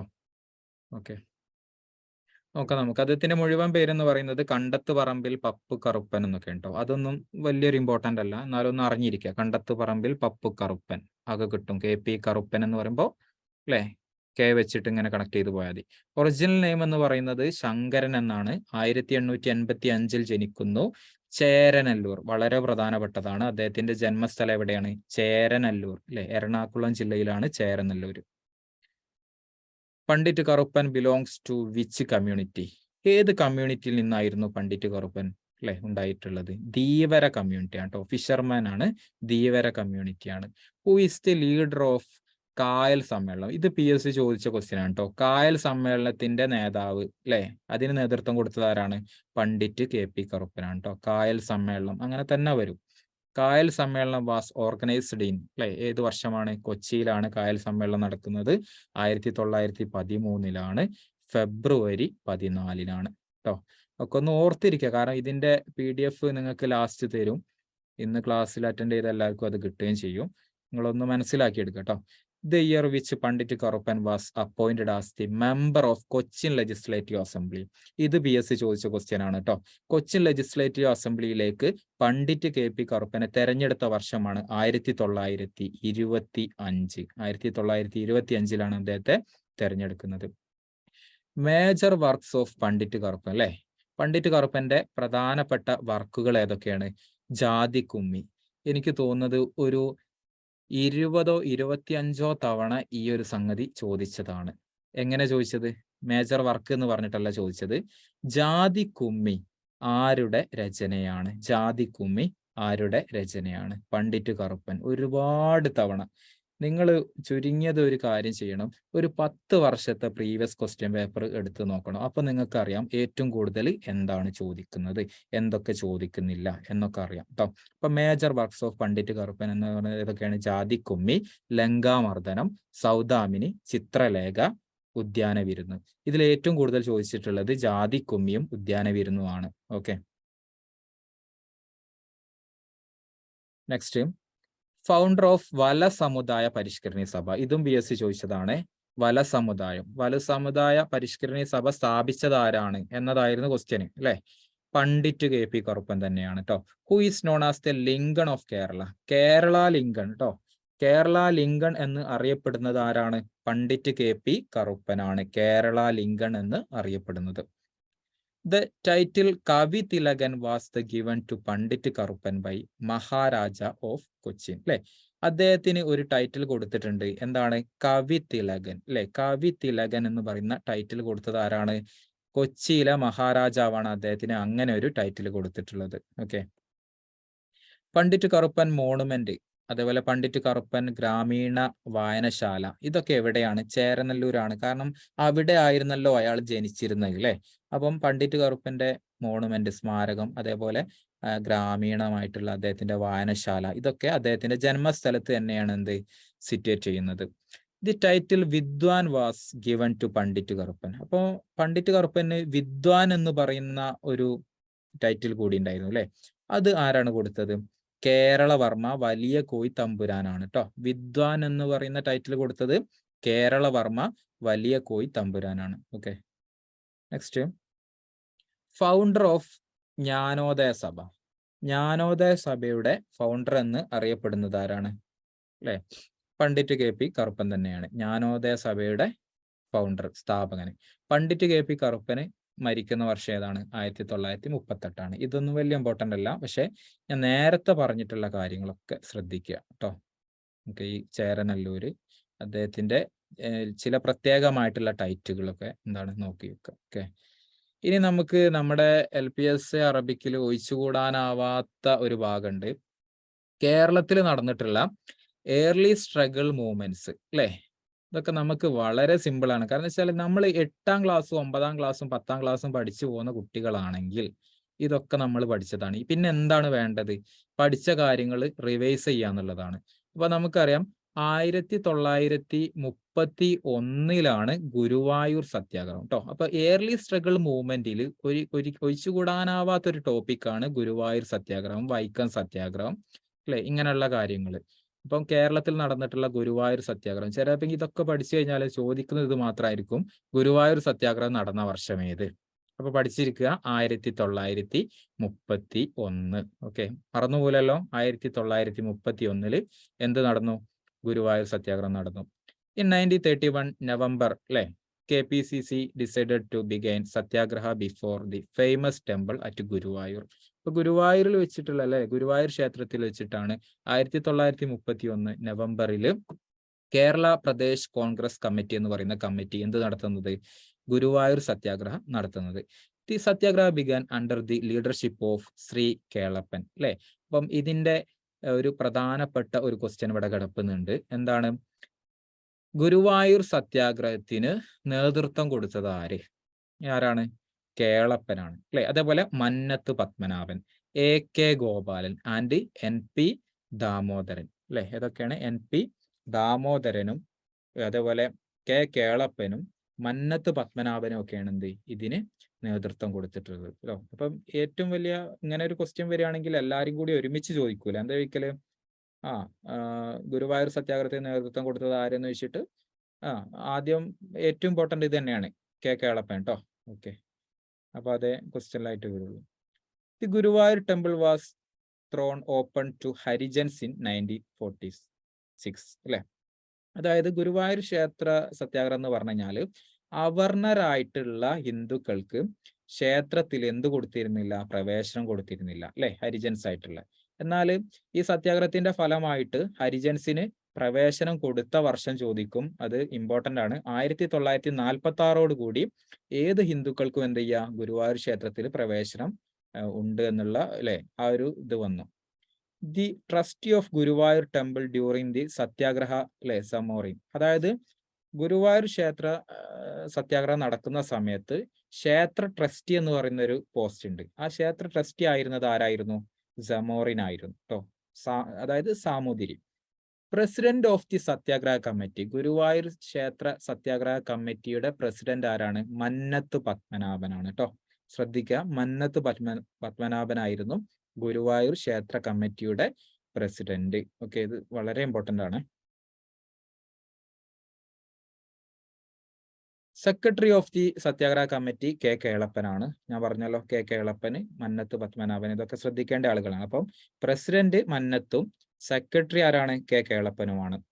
ഇതൊക്കെ നിങ്ങളുടെ പരീക്ഷകളിലൂടെ കടന്നു പോകുന്ന ക്വസ്റ്റ്യൻ ആണ് കേട്ടോ. Leader of the volunteer march during satyagraha, അല്ലെ. ഈ സത്യാഗ്രഹം നടക്കുന്ന സമയത്ത് ഈ ഒരു കമ്മിറ്റിയുടെ, അല്ലെ, ഇതിന്റെ ഒരു വളണ്ടിയർ മാർച്ച് എന്ന് പറയുന്ന ഒരു മാർച്ച് സംഘടിപ്പിച്ചിരുന്നു, അല്ലെ. അതിന്റെ ലീഡർ ആരായിരുന്നു? T സുബ്രഹ്മണ്യൻ തിരുമുമ്പായിരുന്നു കേട്ടോ. അപ്പം leader of the volunteer March, ഈ സത്യാഗ്രഹവുമായി ബന്ധപ്പെട്ട വളണ്ടിയർ മാർച്ചിന്റെ ലീഡറുടെ പേര് ചോദിച്ചു കഴിഞ്ഞാൽ T സുബ്രഹ്മണ്യൻ തിരുമുമ്പാണ്. The volunteer march was from Payyanur to Guruvayur, അല്ലെ. പയ്യന്നൂരിൽ നിന്ന് ഗുരുവായൂരിലേക്കായിരുന്നു ഈ ഒരു വളണ്ടിയർ മാർച്ച് നടന്നത്. ഓക്കെ, അപ്പൊ ഇതൊക്കെ വളരെ ഇമ്പോർട്ടന്റ് ആണ്. എവിടെ നിന്ന് എവിടേക്ക് എന്നുള്ളത്. അപ്പൊ ഓപ്ഷനിൽ തെറ്റിച്ചൊക്കെ കൊടുക്കും. നിങ്ങൾ പഠിക്കേണ്ടത് അവസാനം ചെന്നെത്തുന്നത് എങ്ങോട്ടേക്ക് തന്നെയാണ്? ഗുരുവായൂരിലേക്കാണ്. അത് എവിടെ നിന്നാണെന്നുള്ളത് മാത്രം പഠിക്കുക. എവിടെ നിന്നാണ്? പയ്യന്നൂരിൽ നിന്ന് ഗുരുവായൂരിലേക്ക്. അപ്പൊ ഓപ്ഷനിൽ, എല്ലാ ഓപ്ഷനിലും എന്താണ്? ചെന്നെത്തുന്ന സ്ഥലം ഗുരുവായൂർ തന്നെ ആയിരിക്കും. ഫസ്റ്റ് ഓപ്ഷൻ പഠിക്കുക, എന്താണ്? പയ്യന്നൂരിൽ നിന്നാണ് ഈ ഒരു സത്യാഗ്രഹ സമരം ആരംഭിക്കുന്നത് എന്നുള്ളത്. ഓക്കെ, നെക്സ്റ്റ് രണ്ടാമത്തെ ഏറ്റവും വലിയ ഒരു കലാപമാണ്. അതായത് ദക്ഷിണേന്ത്യയിലെ തന്നെ ഏക ഗിരിവർഗ കലാപം എന്നൊക്കെയാണ് PSC ഇതിനെ വിശേഷിപ്പിക്കുന്നത്. നിങ്ങൾ അതിലോട്ടൊന്നും കിടക്കണ്ട. നിങ്ങൾക്ക് നിങ്ങളുടെ LPSC അറബിക്കിൽ കുറിച്യ റിവോൾട്ട് എന്ന് പറയുന്ന ടോപ്പിക് ഉണ്ട്. അത്ര എന്നെങ്കിലും മനസ്സിലാക്കിയെടുക്കുക കേട്ടോ. ഇനി അതേപോലെ വേറൊരു കാര്യം പറയാനുള്ളത് എന്താ വെച്ചാൽ, സിലബസ് കാണാത്ത വിദ്യാർത്ഥികൾ ആരെങ്കിലും ഉണ്ടെങ്കിൽ ദയവ് ചെയ്ത് ഇന്ന് ഉറങ്ങുന്നതിന് മുമ്പ് എന്ത് ചെയ്യാം? സിലബസ് കണ്ടിട്ട് ഉറങ്ങാം. കാരണം എന്തൊക്കെ എനിക്ക് പഠിക്കാനുണ്ട് എന്നുള്ളത് നിങ്ങൾ ആ സിലബസ് ഫോണിൽ വെച്ചോണ്ടിരുന്നിട്ട് ഒരു കാര്യമില്ല. അറ്റ്ലീസ്റ്റ് ഒന്നെങ്കിൽ അത് പ്രിന്റ് എടുക്കുക, അല്ലെങ്കിൽ അത് എഴുതിയിട്ട് നിങ്ങൾ കിടക്കുന്ന റൂമിന്റെ സൈഡിൽ ഏത് സമയത്തും നിങ്ങൾക്ക് കാണാൻ പറ്റുന്ന സൈഡിൽ, അത് നിങ്ങൾ പഠിക്കാൻ വേണ്ടിയിട്ടല്ല പറഞ്ഞത്, ചുരുങ്ങിയത് ഞാൻ എന്തൊക്കെ പഠിച്ചു എന്നുള്ളത് അതിൽ ഇങ്ങനെ ടിക്ക് ഇടണം. അപ്പം കൃത്യമായിട്ട് ഇപ്പൊ ഇന്ന് നമ്മളിപ്പോ ശ്രീനാരായണ ഗുരു നിങ്ങളെ സിലബസിലുള്ള കാര്യമാണ്, കുറിച്യ റിവോൾട്ട് നിങ്ങളെ സിലബസിലുള്ളതാണ്, അത് ടിക്ക് ഇട്ടോളൂ നിങ്ങൾ. എന്നിട്ട് എന്ത് ചെയ്യുക? ഒന്നും കൂടി ഒന്ന് ഹെഡ്സെറ്റ് വെച്ചിട്ടോ എയർഫോൺ വെച്ചിട്ടോ ഒക്കെ നിങ്ങൾ കേട്ട് നോക്കുക നിങ്ങൾക്ക് കിട്ടുന്നുണ്ടോ എന്നുള്ളത്. മോക്ക് ടെസ്റ്റുകൾ യൂട്യൂബിലും അവൈലബിൾ ആണ് പലപ്പോഴും, അല്ലെ. ഇപ്പൊ ശ്രീനാരായണ ഗുരു മോക്ക് ടെസ്റ്റ് നടിക്കുക, എന്നിട്ട് നിങ്ങൾക്ക് ആൻസർ ചെയ്യാൻ പറ്റുന്നുണ്ടോ എന്നുള്ളത് നോക്കുക. ഓക്കെ, ഇപ്പൊ കുറിച്യ റിവോൾട്ട് നിങ്ങളുടെ സിലബസിലുള്ള കാര്യമാണ്. 1812 നടക്കുന്നത്. കേരളത്തിലെ ഏർലി സ്ട്രഗിൾസ് മൂവ്മെന്റ്സിൽ പ്രധാനപ്പെട്ടതാണ് കേട്ടോ. അപ്പം കുറിച്യ റിവോൾട്ട് എന്ന് പറയുമ്പോൾ നമുക്കറിയാം കുറിച്യ എന്ന് പറയുന്നത് ഒരു പ്രത്യേക വിഭാഗം തന്നെയാണ് അല്ലേ. എവിടെയാണ് ഏറ്റവും കൂടുതൽ പേരുള്ളത്? വയനാട്ടിലാണ്. It was organised by the Kurichya and the Kurumba tribes അല്ലെ. ഇവരൊരു ആദിവാസി വിഭാഗക്കാരാണ്, ട്രൈബ്സുകളാണ് കേട്ടോ. അപ്പം ഈ ഒരു കുറിച്യ റിവോൾട്ടിന് നേതൃത്വം നൽകിയത് 2 ആദിവാസി വിഭാഗങ്ങളാണ് എന്നുള്ളത് പഠിക്കാം. ഏതൊക്കെയാണ് അത്? കുറിച്യരും കുറുംബ്രരുമാണ് അല്ലെ. എവിടെയാണ് നടക്കുന്നത്? വയനാട്. അപ്പോൾ അറ്റ്ലീസ്റ്റ് നമ്മൾ ഒരു സെന്റൻസിൽ എത്ര കാര്യങ്ങൾ പഠിച്ചു? 1812 കുറിച്യ റിവോൾട്ട് നടക്കുന്നതെന്ന് പഠിച്ചു. കുറിച്യ റിവോൾട്ട് എന്ന് പറയുമ്പോൾ കുറിച്യര് മാത്രമായിരുന്നില്ല അതിലുണ്ടായിരുന്നത്, കുറുംബ്ര എന്ന് പറയുന്ന ട്രൈബ്സ് കൂടി ഉണ്ടായിരുന്നു. ഈ ഒരു റിവോൾട്ട് നടക്കുന്നത് വയനാട് ജില്ലയിലാണ് എന്നുള്ളത് കൂടി നമ്മൾ പഠിച്ചു അല്ലെ. 3 കാര്യങ്ങൾ ഒരു സെന്റൻസ് പഠിച്ചു. ദ റീസൺ അല്ലെ, അതായത് കുറിച്യ റിവോൾട്ടിനുള്ള പ്രധാനപ്പെട്ട റീസൺ എന്ന് പറയുന്നത് എന്തായിരുന്നു? Imposition of excessive tax by the British. അതായത് ബ്രിട്ടീഷുകാരുടെ അമിത നികുതി ഭാരം അല്ലെ. അമിതമായിട്ട് എന്താണ് ബ്രിട്ടീഷുകാർ നികുതി ചുമത്തിയതാണ് ഇതിനുള്ള പ്രധാന കാരണമായിട്ട് പറയുന്നത് അല്ലെ. Compulsion for paying tax in cash. നമുക്കറിയാം കുറിച്യരും കുറുമ്പരും ഒക്കെ എന്താണ്, അവർക്ക് പൈസ കൊടുത്തിട്ട് എന്താണ് ടാക്സ് പേ ചെയ്യാൻ കഴിയൂല. കാരണം അവരെന്തെങ്കിലും കാട്ടുവിഭവങ്ങളോ ഉൽപ്പന്നങ്ങളോ ഒക്കെ ഉണ്ടാക്കിയിട്ട് അത് കപ്പം കൊടുക്കുക എന്ന് പറഞ്ഞാൽ നികുതി കൊടുക്കുക, അതാണ് അർത്ഥം. അങ്ങനെ അതിന്റെ ഉൽപാദനത്തിന്റെ ഒരു പങ്ക് ബ്രിട്ടീഷുകാർക്ക് കൊടുക്കുക എന്നുള്ളതായിരുന്നു അവരുടെ ഒരു രീതി. എന്നാൽ ബ്രിട്ടീഷുകാർ പറഞ്ഞു, ഇനി നിങ്ങൾ ഉണ്ടാക്കുന്ന വിഭവത്തിന്റെ ഒരു പങ്കൊന്നും ഞങ്ങൾക്ക് പോരാ, പകരം നിങ്ങൾ എന്ത് ചെയ്യണം? Compulsion for paying tax in cash. നിങ്ങൾ പണമായിട്ട് തന്നെ നിങ്ങൾ നികുതി അടക്കണം എന്ന് പറഞ്ഞു അല്ലെ. അത് ഇവരെ സംബന്ധിച്ചിടത്തോളം കഴിയാത്തൊരു പ്രശ്നമായിരുന്നു. കാരണം ഇവര് വല്ല ജോലിക്ക് പോയിട്ട് ക്യാഷ് ഉണ്ടാക്കുന്ന ആൾക്കാരൊന്നുമല്ല. എന്തെങ്കിലും കാട്ടുന്നൊക്കെ പറിച്ചു തിന്ന് അല്ലെ, അതിലൂടെ നിത്യവൃത്തി കഴിഞ്ഞ് എന്തെങ്കിലും കൃഷി ചെയ്ത് അന്നന്ന് കിട്ടുന്ന വരുമാനം കൊണ്ട് ജീവിച്ചു പോകുന്ന അല്ലെ ആദിവാസി ഗോത്രങ്ങളാണ്. അപ്പം ഇവരെന്ത് ചെയ്തു? ഇങ്ങനെ ഒരു നിബന്ധന വന്ന സമയത്ത് ഇവരെന്ത് ചെയ്തു? ഒരു സമരത്തിന് ഒരുങ്ങി എന്നുള്ളതാണ് അല്ലെ. അപ്പം ക്യാഷ് പേ ചെയ്യാനുണ്ടായിട്ടുള്ള ഒരു കാരണം, പിന്നെ അമിതമായിട്ടുള്ള നികുതി, ഇത് രണ്ടുമാണ് കുറിച്യ കലാപത്തിന്റെ കാരണമായിട്ട് പറയുന്നത്. Ceasing of agricultural land four non payment of tax അല്ലെ. അതായത് എന്താണ്, ഈ ഒരു പിന്നെ തരിശു നിലങ്ങളൊക്കെ ഉണ്ടാവില്ല, അഗ്രികൾച്ചറൽ, അതായത് കൃഷി ചെയ്യാത്ത നിലങ്ങൾക്ക് പോലും എന്ത് ചെയ്യണം? അവർ ടാക്സ് കൊടുക്കണം എന്നുള്ള ഒരു അവസ്ഥയിലേക്ക് വന്നു. The revolt was led by the Kurichya leader Ramanambi. നിരവധി തവണ പല PSC പരീക്ഷകളും ഒക്കെ ചോദിച്ചൊരു ക്വസ്റ്റ്യൻ ആണ്. എന്താ ചോദിച്ചത്? കുറിച്യ റിവോൾട്ടിന്റെ നേതാവ് ആരായിരുന്നു? ആരാണ്? രാമനമ്പിയാണ് കേട്ടോ. കുറിച്യ റിവോൾട്ടിന്റെ നേതാവ് എന്നറിയപ്പെടുന്നത് രാമനമ്പിയാണ്. If the rioters could resist 1 more month, they could control the entire state. വളരെ പ്രധാനപ്പെട്ടാണ്, ഒരുപാട് തവണ ചോദിച്ചതാണ്. ഈസ് റെക്കോർഡഡ് ബൈ അല്ലെ. അതായത് കലാപകാരികൾക്ക് 1 മാസം കൂടി പിടിച്ചു നിൽക്കാൻ കഴിഞ്ഞിരുന്നെങ്കിൽ രാജ്യം മുഴുവൻ അവരുടെ അധീനതയിൽ ആയേനെ എന്ന് റെക്കോർഡ് ചെയ്തപ്പെട്ടത് ആരാണ്? TH ബാബറാണ്. അന്നത്തെ തലശ്ശേരി സബ് കളക്ടറാണ് TH ബാബർ. അപ്പൊ TH ബാബർ അദ്ദേഹത്തിന്റെ പുസ്തകത്തിൽ എഴുതിയ ഒരു കാര്യമാണ്, കുറിച്യ റിവോൾട്ടിനെ പറ്റിയാണ് അദ്ദേഹം എഴുതിയത്. എന്താ പറഞ്ഞത്? 1 മാസം കൂടി അവർക്ക് അല്ലെ, ഈ പിന്നെ കുറുമ്പ്രരും കുറിച്യരും 1 മാസം കൂടി പിടിച്ചു നിൽക്കാൻ അവർക്ക് കഴിഞ്ഞിരുന്നെങ്കിൽ രാജ്യം മുഴുവന് അവരുടെ കീഴിൽ ആയേനെ എന്ന് പറയുന്നത് ആരാണ്? അന്നത്തെ തലശ്ശേരി സബ് കളക്ടർ ആയിട്ടുള്ള TH ബാബറാണ്. ഏത് സംഭവത്തിനെ അടിസ്ഥാനമാക്കിയാണ് ഇങ്ങനെ ഒരു പറച്ചിൽ പറഞ്ഞതെന്ന് വെച്ചാൽ കുറിച്യ റിവോൾട്ടിനെ കുറിച്ചാണ് കേട്ടോ. ഇതൊക്കെ PSC ഇൻവേർട്ടഡ് കോമയിൽ ഞാനിപ്പോ ഇവിടെ നിങ്ങളുടെ ഇതിൽ എഴുതിയത് പോലെ തന്നെ എഴുതിയിട്ട് ചോദിച്ച ക്വസ്റ്റ്യൻ ആണ് കേട്ടോ. ജീവിതത്തിൽ ഒരിക്കലും ഇതൊന്നും മറക്കരുത്. കാരണം നിങ്ങൾ എത്രത്തോളം കാലം PSC എഴുതുന്നുണ്ടോ ഇതൊരിക്കലും മാറാത്തതാണ്. ഹിസ്റ്ററിക്ക് അങ്ങനെ ഒരു പ്രത്യേകതയുണ്ട്. കഴിഞ്ഞത് തന്നെയാണ്, പിന്നെ അതിൽ വലിയ മാറ്റങ്ങളൊന്നും വരുത്താൻ കഴിയൂല. അപ്പം ഇതൊക്കെ ഇപ്പോഴും ചോദിക്കുന്ന ക്വസ്റ്റ്യനുകളാണ് കേട്ടോ. ഓക്കെ, ഇനി അടുത്തൊരു പ്രധാനപ്പെട്ട അല്ലെ ഒരു കേരളത്തിൽ നടന്നിട്ടുള്ള ഒരു ഏർലി സ്ട്രഗിൾ അല്ലെങ്കിൽ പ്രധാനപ്പെട്ട ഒരു പ്രക്ഷോഭമായിരുന്നു ടെമ്പിൾ എൻട്രി പ്രൊക്ലമേഷൻ. എന്താണിത്? ഇതിന്റെ മലയാളം പറഞ്ഞു കഴിഞ്ഞാൽ എല്ലാവർക്കും അറിയാം, ക്ഷേത്ര പ്രവേശന വിളംബരം. നമ്മൾ 9ാം ക്ലാസ്സിലെ 10ാം ക്ലാസ്സിലൊക്കെ പുസ്തകങ്ങൾ പഠിച്ചതാണ്. 1936 ക്ഷേത്ര പ്രവേശന വിളംബരം നടന്നത്. അപ്പൊ നിങ്ങളൊന്ന് ആലോചിച്ച് നോക്കൂ, നമ്മുടെ പണ്ടത്തെ കേരളത്തിലെ ഒരു അവസ്ഥ എന്ന് പറയുന്നത്, ഹിന്ദുക്കളായി കഴിഞ്ഞാൽ പേരുകൊണ്ട് മാത്രം ഹിന്ദു ആവുകയും ക്ഷേത്രത്തിൽ പ്രവേശനം അനുവദിക്കാതിരുന്നതുമായിട്ടുള്ള ഒരു കാലഘട്ടം ഉണ്ടായിരുന്നു അല്ലെ. അപ്പം ഏത് പേരിട്ട് കഴിഞ്ഞാലും എന്താണ് അവന് സവർണ വിഭാഗക്കാരനാണെങ്കിൽ മാത്രമേ ആ കാലഘട്ടത്തിൽ എന്തുണ്ടായിരുന്നുള്ളൂ, ക്ഷേത്രപ്രവേശനം ഉണ്ടായിരുന്നുള്ളൂ. അപ്പം ഈ ഒരു ക്ഷേത്രപ്രവേശനം സാധ്യമായത് എല്ലാ ഹിന്ദുക്കൾക്കും എന്താണ് ക്ഷേത്രത്തിൽ പ്രവേശിക്കാം എന്നുള്ള ഒരു വിളംബരമുണ്ടായത് 1936 കൂടിയാണ് എന്നുള്ള കാര്യമാണ് ഓർക്കേണ്ടത് ട്ടോ. Temple entry proclamation was on 1936 12th November. ഈ ഒരു ഡേറ്റ് വളരെ പ്രധാനപ്പെട്ടതാണ്. ഇത് ഞാനൊക്കെ PSC പരീക്ഷ എഴുതുന്ന അന്ന് മുതൽ ഇന്ന് വരെ ചോദിച്ചൊരു ക്വസ്റ്റ്യൻ ആണ്. ടെമ്പിൾ എൻട്രി പ്രൊക്ലമേഷൻ നടന്നത് ഏത് വർഷമാണെന്നുള്ളത്. അപ്പൊ 1936 എല്ലാവർക്കും അറിയാം. 12 നവംബർ എന്നുള്ളത് ഓർത്തിരിക്കട്ടോ. 12 നവംബർ എന്നുള്ളത് മറക്കരുത്. Which king of Travancore made the famous the temple entry proclamation? ഏത് രാജാവാണ് 1936 തിരുവിതാംകൂറിൽ ടെമ്പിൾ എൻട്രി പ്രൊക്ലമേഷൻ നടത്തിയത്? ശ്രീ ചിത്തിര തിരുനാൾ ബാലരാമവർമ്മയാണ്. ഇതും ചോദിച്ച ക്വസ്റ്റ്യൻ ആണ്. ശ്രീ ചിത്തിര തിരുനാൾ ബാലരാമവർമ്മ. ബാലരമ എന്ന് നിങ്ങൾ ചെറുപ്പത്തിലൊക്കെ കേട്ടിട്ടുണ്ടാവും അല്ലെ? അതെന്നെങ്കിലും ഒന്ന് കണക്ട് ചെയ്ത് പഠിക്കുക. ഓക്കെ, ബാലരമ എന്നുള്ളത് 1936. The proclamation abolished the ban on the so called low caste people or avarnas from entering Hindu temples in the princely state of Travancore. അല്ലെ, ഈ ഒരു വിളംബരത്തോടു കൂടി അല്ലെ എന്താ സംഭവിച്ചത്? തിരുവിതാംകൂറിലെ എല്ലാ ക്ഷേത്രങ്ങളിലും അല്ലെ അവർണരായിട്ടുള്ള ഹിന്ദുക്കൾക്ക് പ്രവേശനം സാധ്യമായി എന്നുള്ളതാണ്. ഓക്കെ,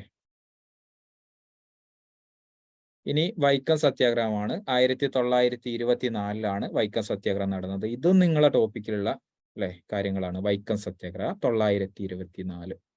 ഇതും ക്ഷേത്രവുമായി ബന്ധപ്പെട്ട ഒരു കാര്യം തന്നെയാണ് കേട്ടോ.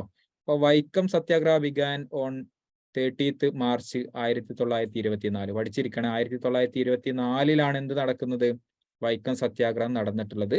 മാർച്ച് 30 കൂടി പഠിച്ചിരിക്കുക കേട്ടോ. വൈക്കം മഹാദേവ ടെമ്പിളിൽ ആണ് ഈ ഒരു വൈക്കം സത്യാഗ്രഹം നടക്കുന്നത്. ഈസ് റിലേറ്റഡ് ടു വൈക്കം സത്യാഗ്രഹം. അപ്പൊ വൈക്കം സത്യാഗ്രഹവുമായി ബന്ധപ്പെട്ട അമ്പലമാണ് ഏത്? വൈക്കം മഹാദേവ ടെമ്പിൾ. ഏത് വർഷമാണെന്നുള്ളത് വളരെ ഇമ്പോർട്ടന്റ് ആണ് കേട്ടോ. 1924 എന്നുള്ളത്. പിന്നെ അതേപോലെ ഇതിന്റെ ഒക്കെ നേതാക്കന്മാരുടെ പേര് നമുക്കറിയാം. TK Madhavan, K Kelappan, KP Kesava Menon, Kurur Neelakantan Namboothiripad and Mannath Padmanabhan were the leading fingers in Vaikom satyagraham. എന്ന് പറഞ്ഞു കഴിഞ്ഞാൽ വൈക്കം സത്യാഗ്രഹവുമായി ബന്ധപ്പെട്ട് ഇവരൊക്കെ ഏറ്റവും പ്രധാനികൾ തന്നെയാണ്. ഒരു PSC പരീക്ഷയ്ക്ക് ചോദിച്ചത് ഇതായിരുന്നു. വൈക്കം സത്യാഗ്രഹികളിൽ ഉൾപ്പെടാത്തതാര്? വൈക്കം സത്യാഗ്രഹവുമായി ബന്ധപ്പെട്ട സത്യാഗ്രഹികളിൽ ഉൾപ്പെടാത്തത് ആര് എന്നുള്ളതായിരുന്നു ഒരു PSC പരീക്ഷയുടെ ക്വസ്റ്റ്യൻ. അപ്പൊ നിങ്ങൾ ഇത്രയും പേരുകൾ പഠിച്ചിരിക്കുക. TK Madhavan, K Kelappan, KP Kesava Menon, Kurur Neelakantan Namboodiripad. ഈ പേര് പഠിച്ചു കഴിഞ്ഞാൽ മന്നത്ത് പത്മനാഭൻ അല്ലെ, ഈ പേര് പഠിച്ചു കഴിഞ്ഞാൽ നിങ്ങൾക്കറിയാം ആരാണ് പെടാത്തത് എന്നുള്ളത് നിങ്ങൾക്ക് തന്നെ വായിച്ചെടുക്കാൻ കഴിയും. Okay, Kunjappi Govindan Bahuleyan were the leaders arrested on the very first day of Vaikom Satyagraha. അപ്പം ഇതും ക്വസ്റ്റ്യൻ തന്നെ ആയിരുന്നു. വൈക്കം സത്യാഗ്രഹത്തിലെ ആദ്യ ദിനത്തിൽ അറസ്റ്റ് ചെയ്തിട്ടുള്ള വൈക്കം സത്യാഗ്രഹികൾ ആരൊക്കെയായിരുന്നു? കുഞ്ഞാപ്പി ഗോവിന്ദൻ ബാഹുലയൻ. എന്ത് സുഖാണ്, ഒരൊറ്റ പേരാക്കി പഠിക്കട്ടോ, എന്നാൽ തന്നെ നിങ്ങൾക്ക് സുഖാണ്. കുഞ്ഞാപ്പി ഗോവിന്ദൻ ബാഹുലയൻ എന്നുള്ളത് ഒരു പേരാണെന്നുള്ളത് മനസ്സിലാക്കുക. ഈ 3 പേരെയാണ് വൈക്കം സത്യാഗ്രഹത്തിലെ ആദ്യ ദിവസത്തിൽ അറസ്റ്റ് ചെയ്തത്. The Tamil leader who participated in Vaikom satyagraha. അപ്പം വൈക്കം സത്യാഗ്രഹത്തോട് അനുഭാവം പ്രകടിപ്പിച്ചുകൊണ്ട് ഒരു തമിഴ് വിഭാഗത്തിൽപ്പെട്ട ഒരാൾ ഇതിൽ പങ്കാളിയായിരുന്നു. അതിന്റെ പേരാണ് EV രാമസ്വാമി നായ്ക്കർ എന്ന് പറയുന്ന ഒരു വ്യക്തി ട്ടോ. Okay, in 1925 Mahatma Gandhi visited Vaikom. TK Madhavan invited Gandhiji to Vaikom സത്യാഗ്രഹം. അങ്ങനെ 1925 നമ്മുടെ ഗാന്ധിജി ഈ ഒരു സത്യാഗ്രഹത്തിൽ പങ്കെടുക്കുന്നുണ്ട് കേട്ടോ. അപ്പൊ ഗാന്ധിജി വൈക്കം സത്യാഗ്രഹത്തിൽ പങ്കെടുക്കുന്നത് 1925 ഒരു കാര്യം നിങ്ങൾ അറിഞ്ഞിരിക്കുക. ഗാന്ധിജി കേരളത്തിൽ 5 പ്രാവശ്യമാണ് വന്നത്. ഒന്ന് 1920 രണ്ടാമത്തത് വൈക്കം സത്യാഗ്രഹവുമായി ബന്ധപ്പെട്ട് 1925 അങ്ങനെ സവർണ ജാഥ അല്ലെ was the highlighting of Vaikom സത്യാഗ്രഹം. വൈക്കം സത്യാഗ്രഹവുമായി ബന്ധപ്പെട്ട ഏറ്റവും പ്രധാനപ്പെട്ട ഒരു ജാഥയാണ് സവർണ ജാഥ അല്ലെ. എവിടെ നിന്ന് എവിടേക്ക് നടക്കുന്നു? തിരുവനന്തപുരത്തേക്കാണ് ലാസ്റ്റ് ചെന്നെത്തുന്നത്. വൈക്കം നിന്ന് തിരുവനന്തപുരത്തേക്കാണ് ഈ ഒരു ജാഥ സംഘടിപ്പിച്ചിട്ടുള്ളത്. വൈക്കം നിന്ന് തിരുവനന്തപുരത്തേക്ക് പഠിച്ചിരിക്കുക. വൈക്കം നിന്ന് തിരുവനന്തപുരത്തേക്ക് സവർണ ജാഥ. ആരാണ് ഇതിന് പിന്നിൽ പ്രവർത്തിച്ചത്? മന്നത്ത് പത്മനാഭൻ. വൈക്കം സത്യാഗ്രഹ ലാസ്റ്റഡ് ഫോർ അല്ലെ 603 ഡേയ്സ് അല്ലെ 603 ദിവസമാണ് എന്ത് വൈക്കം സത്യാഗ്രഹം എന്ത് ചെയ്യുന്നത് ലാസ്റ്റ് ചെയ്യുന്നത്. അതായത് വൈക്കം സത്യാഗ്രഹം 603 ദിവസത്തോളം നീണ്ടു നിന്നുള്ളതാണ് കേട്ടോ. ഇതൊക്കെ PSC ചോദിച്ചതാണ്. 703 ഓപ്ഷനിൽ ഉണ്ടാവും, 103 ഉണ്ടാവും, ഒക്കെ നിങ്ങൾ പഠിച്ചിരിക്കുക. 1924 മാർച്ച് 30 തുടങ്ങിയ വൈക്കം സത്യാഗ്രഹം അവസാനിക്കുന്നത് 1925 നവംബർ 23 അതുകൊണ്ട് 603 ദിവസം എന്ത് ചെയ്തു വൈക്കം സത്യാഗ്രഹം നീണ്ടു നിന്നുള്ളതാണ്. Vinoba Bhave was the only national leader who participated in Vaikom സത്യാഗ്രഹം. അപ്പൊ വൈക്കം സത്യാഗ്രഹത്തിൽ പങ്കെടുത്ത ഒരേ ഒരു ദേശീയ നേതാവാണ് ആര്? വിനോബ ഭാവെ പഠിച്ചിരിക്കട്ടോ. Akalis of Punjab supported Vaikom satyagraha by the opening kitchen. Okay, ഇതും ചോദിച്ചതാണ് കേട്ടോ. വൈക്കം സത്യാഗ്രഹത്തോട് അനുഭാവം പ്രകടിപ്പിച്ചുകൊണ്ട് പഞ്ചാബിൽ നിന്ന് പങ്കെടുത്തത് ആരാണ്? അഗാലികളാണ് കേട്ടോ. അഗാലീസ് ആണ് പഞ്ചാബിൽ നിന്ന് സപ്പോർട്ട് ചെയ്തത്. ഒരു വിഭാഗമാണ്, ഒരു ജനവിഭാഗമാണ്. നിങ്ങൾ കണ്ടിട്ടുണ്ടോ അഗാലികൾ എന്ന്? യൂട്യൂബ് ചെയ്ത് നോക്കി കഴിഞ്ഞാൽ നിങ്ങൾക്ക് കാണാൻ കഴിയും. ഒരു പ്രത്യേക വിഭാഗമാണ്. The only Christian who participated in Vaikom സത്യാഗ്രഹം അല്ലെ. വൈക്കം സത്യാഗ്രഹത്തിൽ പങ്കെടുത്തിട്ടുള്ള ഒരേ ഒരു ക്രിസ്ത്യനാണ് ആര്? ജോർജ് ജോസഫ് ആണ് അതിൽ പങ്കെടുത്ത ഒരേ ഒരു ക്രിസ്ത്യൻ എന്നുള്ളത്. M E. Naidu conducted Savarna Jatha from Nagercoil to Thiruvananthapuram. Vaikom സത്യാഗ്രഹവുമായി ബന്ധപ്പെട്ട് എം.ഇ. നായിഡു ഒരു സവർണജാഥ നാഗർകോയിൽ നിന്ന് തിരുവനന്തപുരത്തേക്ക് കണ്ടക്ട് ചെയ്തതാണ് എം.ഇ. നായിഡു. ഓക്കെ. വൈക്കം സത്യാഗ്രഹ എൻഡഡ് 23 നവംബർ 1925. ഓക്കെ, അപ്പം ഇത് അവസാനിക്കുന്ന വർഷം കൂടി ഒന്ന് പഠിച്ചിരിക്കുക, 1925 നവംബർ 23. അപ്പം ഇത്രയും കാര്യങ്ങളാണ് ഇന്നത്തെ സെഷനിൽ നമ്മൾ ചെറിയൊരു LP-UPയുടെ ടോപ്പിക്കുകളിലൂടെ കടന്നു പോകുന്നത്. അപ്പൊ ഈ ക്ലാസ് ഒരിക്കലും നിങ്ങൾക്ക് വേസ്റ്റ് അല്ല എന്നുള്ളതാണ്. കാരണം നിങ്ങളുടെ സിലബസിലെ പ്രധാന ടോപ്പിക്കുകളിലൂടെയാണ് ഞാൻ ഇന്നത്തെ ക്ലാസ് ഞാൻ എടുത്തിട്ടുള്ളത്. അപ്പോൾ നേരത്തെ ഈ ടോപ്പിക്കുകൾ വേറെ പല പരീക്ഷകൾക്കും വേണ്ടിയിട്ട് പ്രിപ്പയർ ചെയ്ത ആളുകളൊക്കെ ഉണ്ടാവും. അപ്പം അവർക്ക് കുറച്ചും കൂടി കാര്യങ്ങൾ ഓടിയിട്ടുണ്ടാവും. കാരണം ഞാൻ ഓരോ ക്വസ്റ്റ്യൻ വായിക്കുമ്പോൾ അതിൻ്റെ ആൻസർ ഇന്നതാണ് എന്ന് ഓടിയിട്ടുണ്ടാവും. പക്ഷെ ഇന്നത്തെ ക്ലാസ്സിൽ പങ്കെടുത്ത പല ആളുകൾക്കും എന്ത് ചെയ്യും, ഇത് നിങ്ങളുടെ LP-UP പരീക്ഷയ്ക്ക്, നിങ്ങളുടെ LPSC അറബിക് പരീക്ഷയ്ക്ക് എന്തായാലും ഉപകാരപ്പെടുന്നുള്ളതാണ്. ഓക്കെ, അപ്പം ഇത്രയും കാര്യങ്ങളൊക്കെ ഞാൻ സംസാരിച്ചു. നിങ്ങളിൽ പ്രതികരണങ്ങളൊന്നും ഇല്ല അല്ലേ? ഓക്കെ, ആർക്കെങ്കിലും എന്തെങ്കിലും സംശയങ്ങൾ ഉണ്ടെങ്കിൽ മൈക്ക് ഓൺ ആക്കിയിട്ട് ചോദിക്കാട്ടോ. പഠിക്കുന്ന ഒരു രീതിയെ പറ്റിയോ അല്ലെങ്കിൽ ഇന്ന ടോപ്പിക്കുകൾ എന്ത് ചെയ്യണോ നമ്മൾ ഓർത്തിരിക്കാനുള്ള എന്തെങ്കിലും ടിപ്സ് ഒക്കെ വേണമെങ്കിൽ ചോദിക്കാം.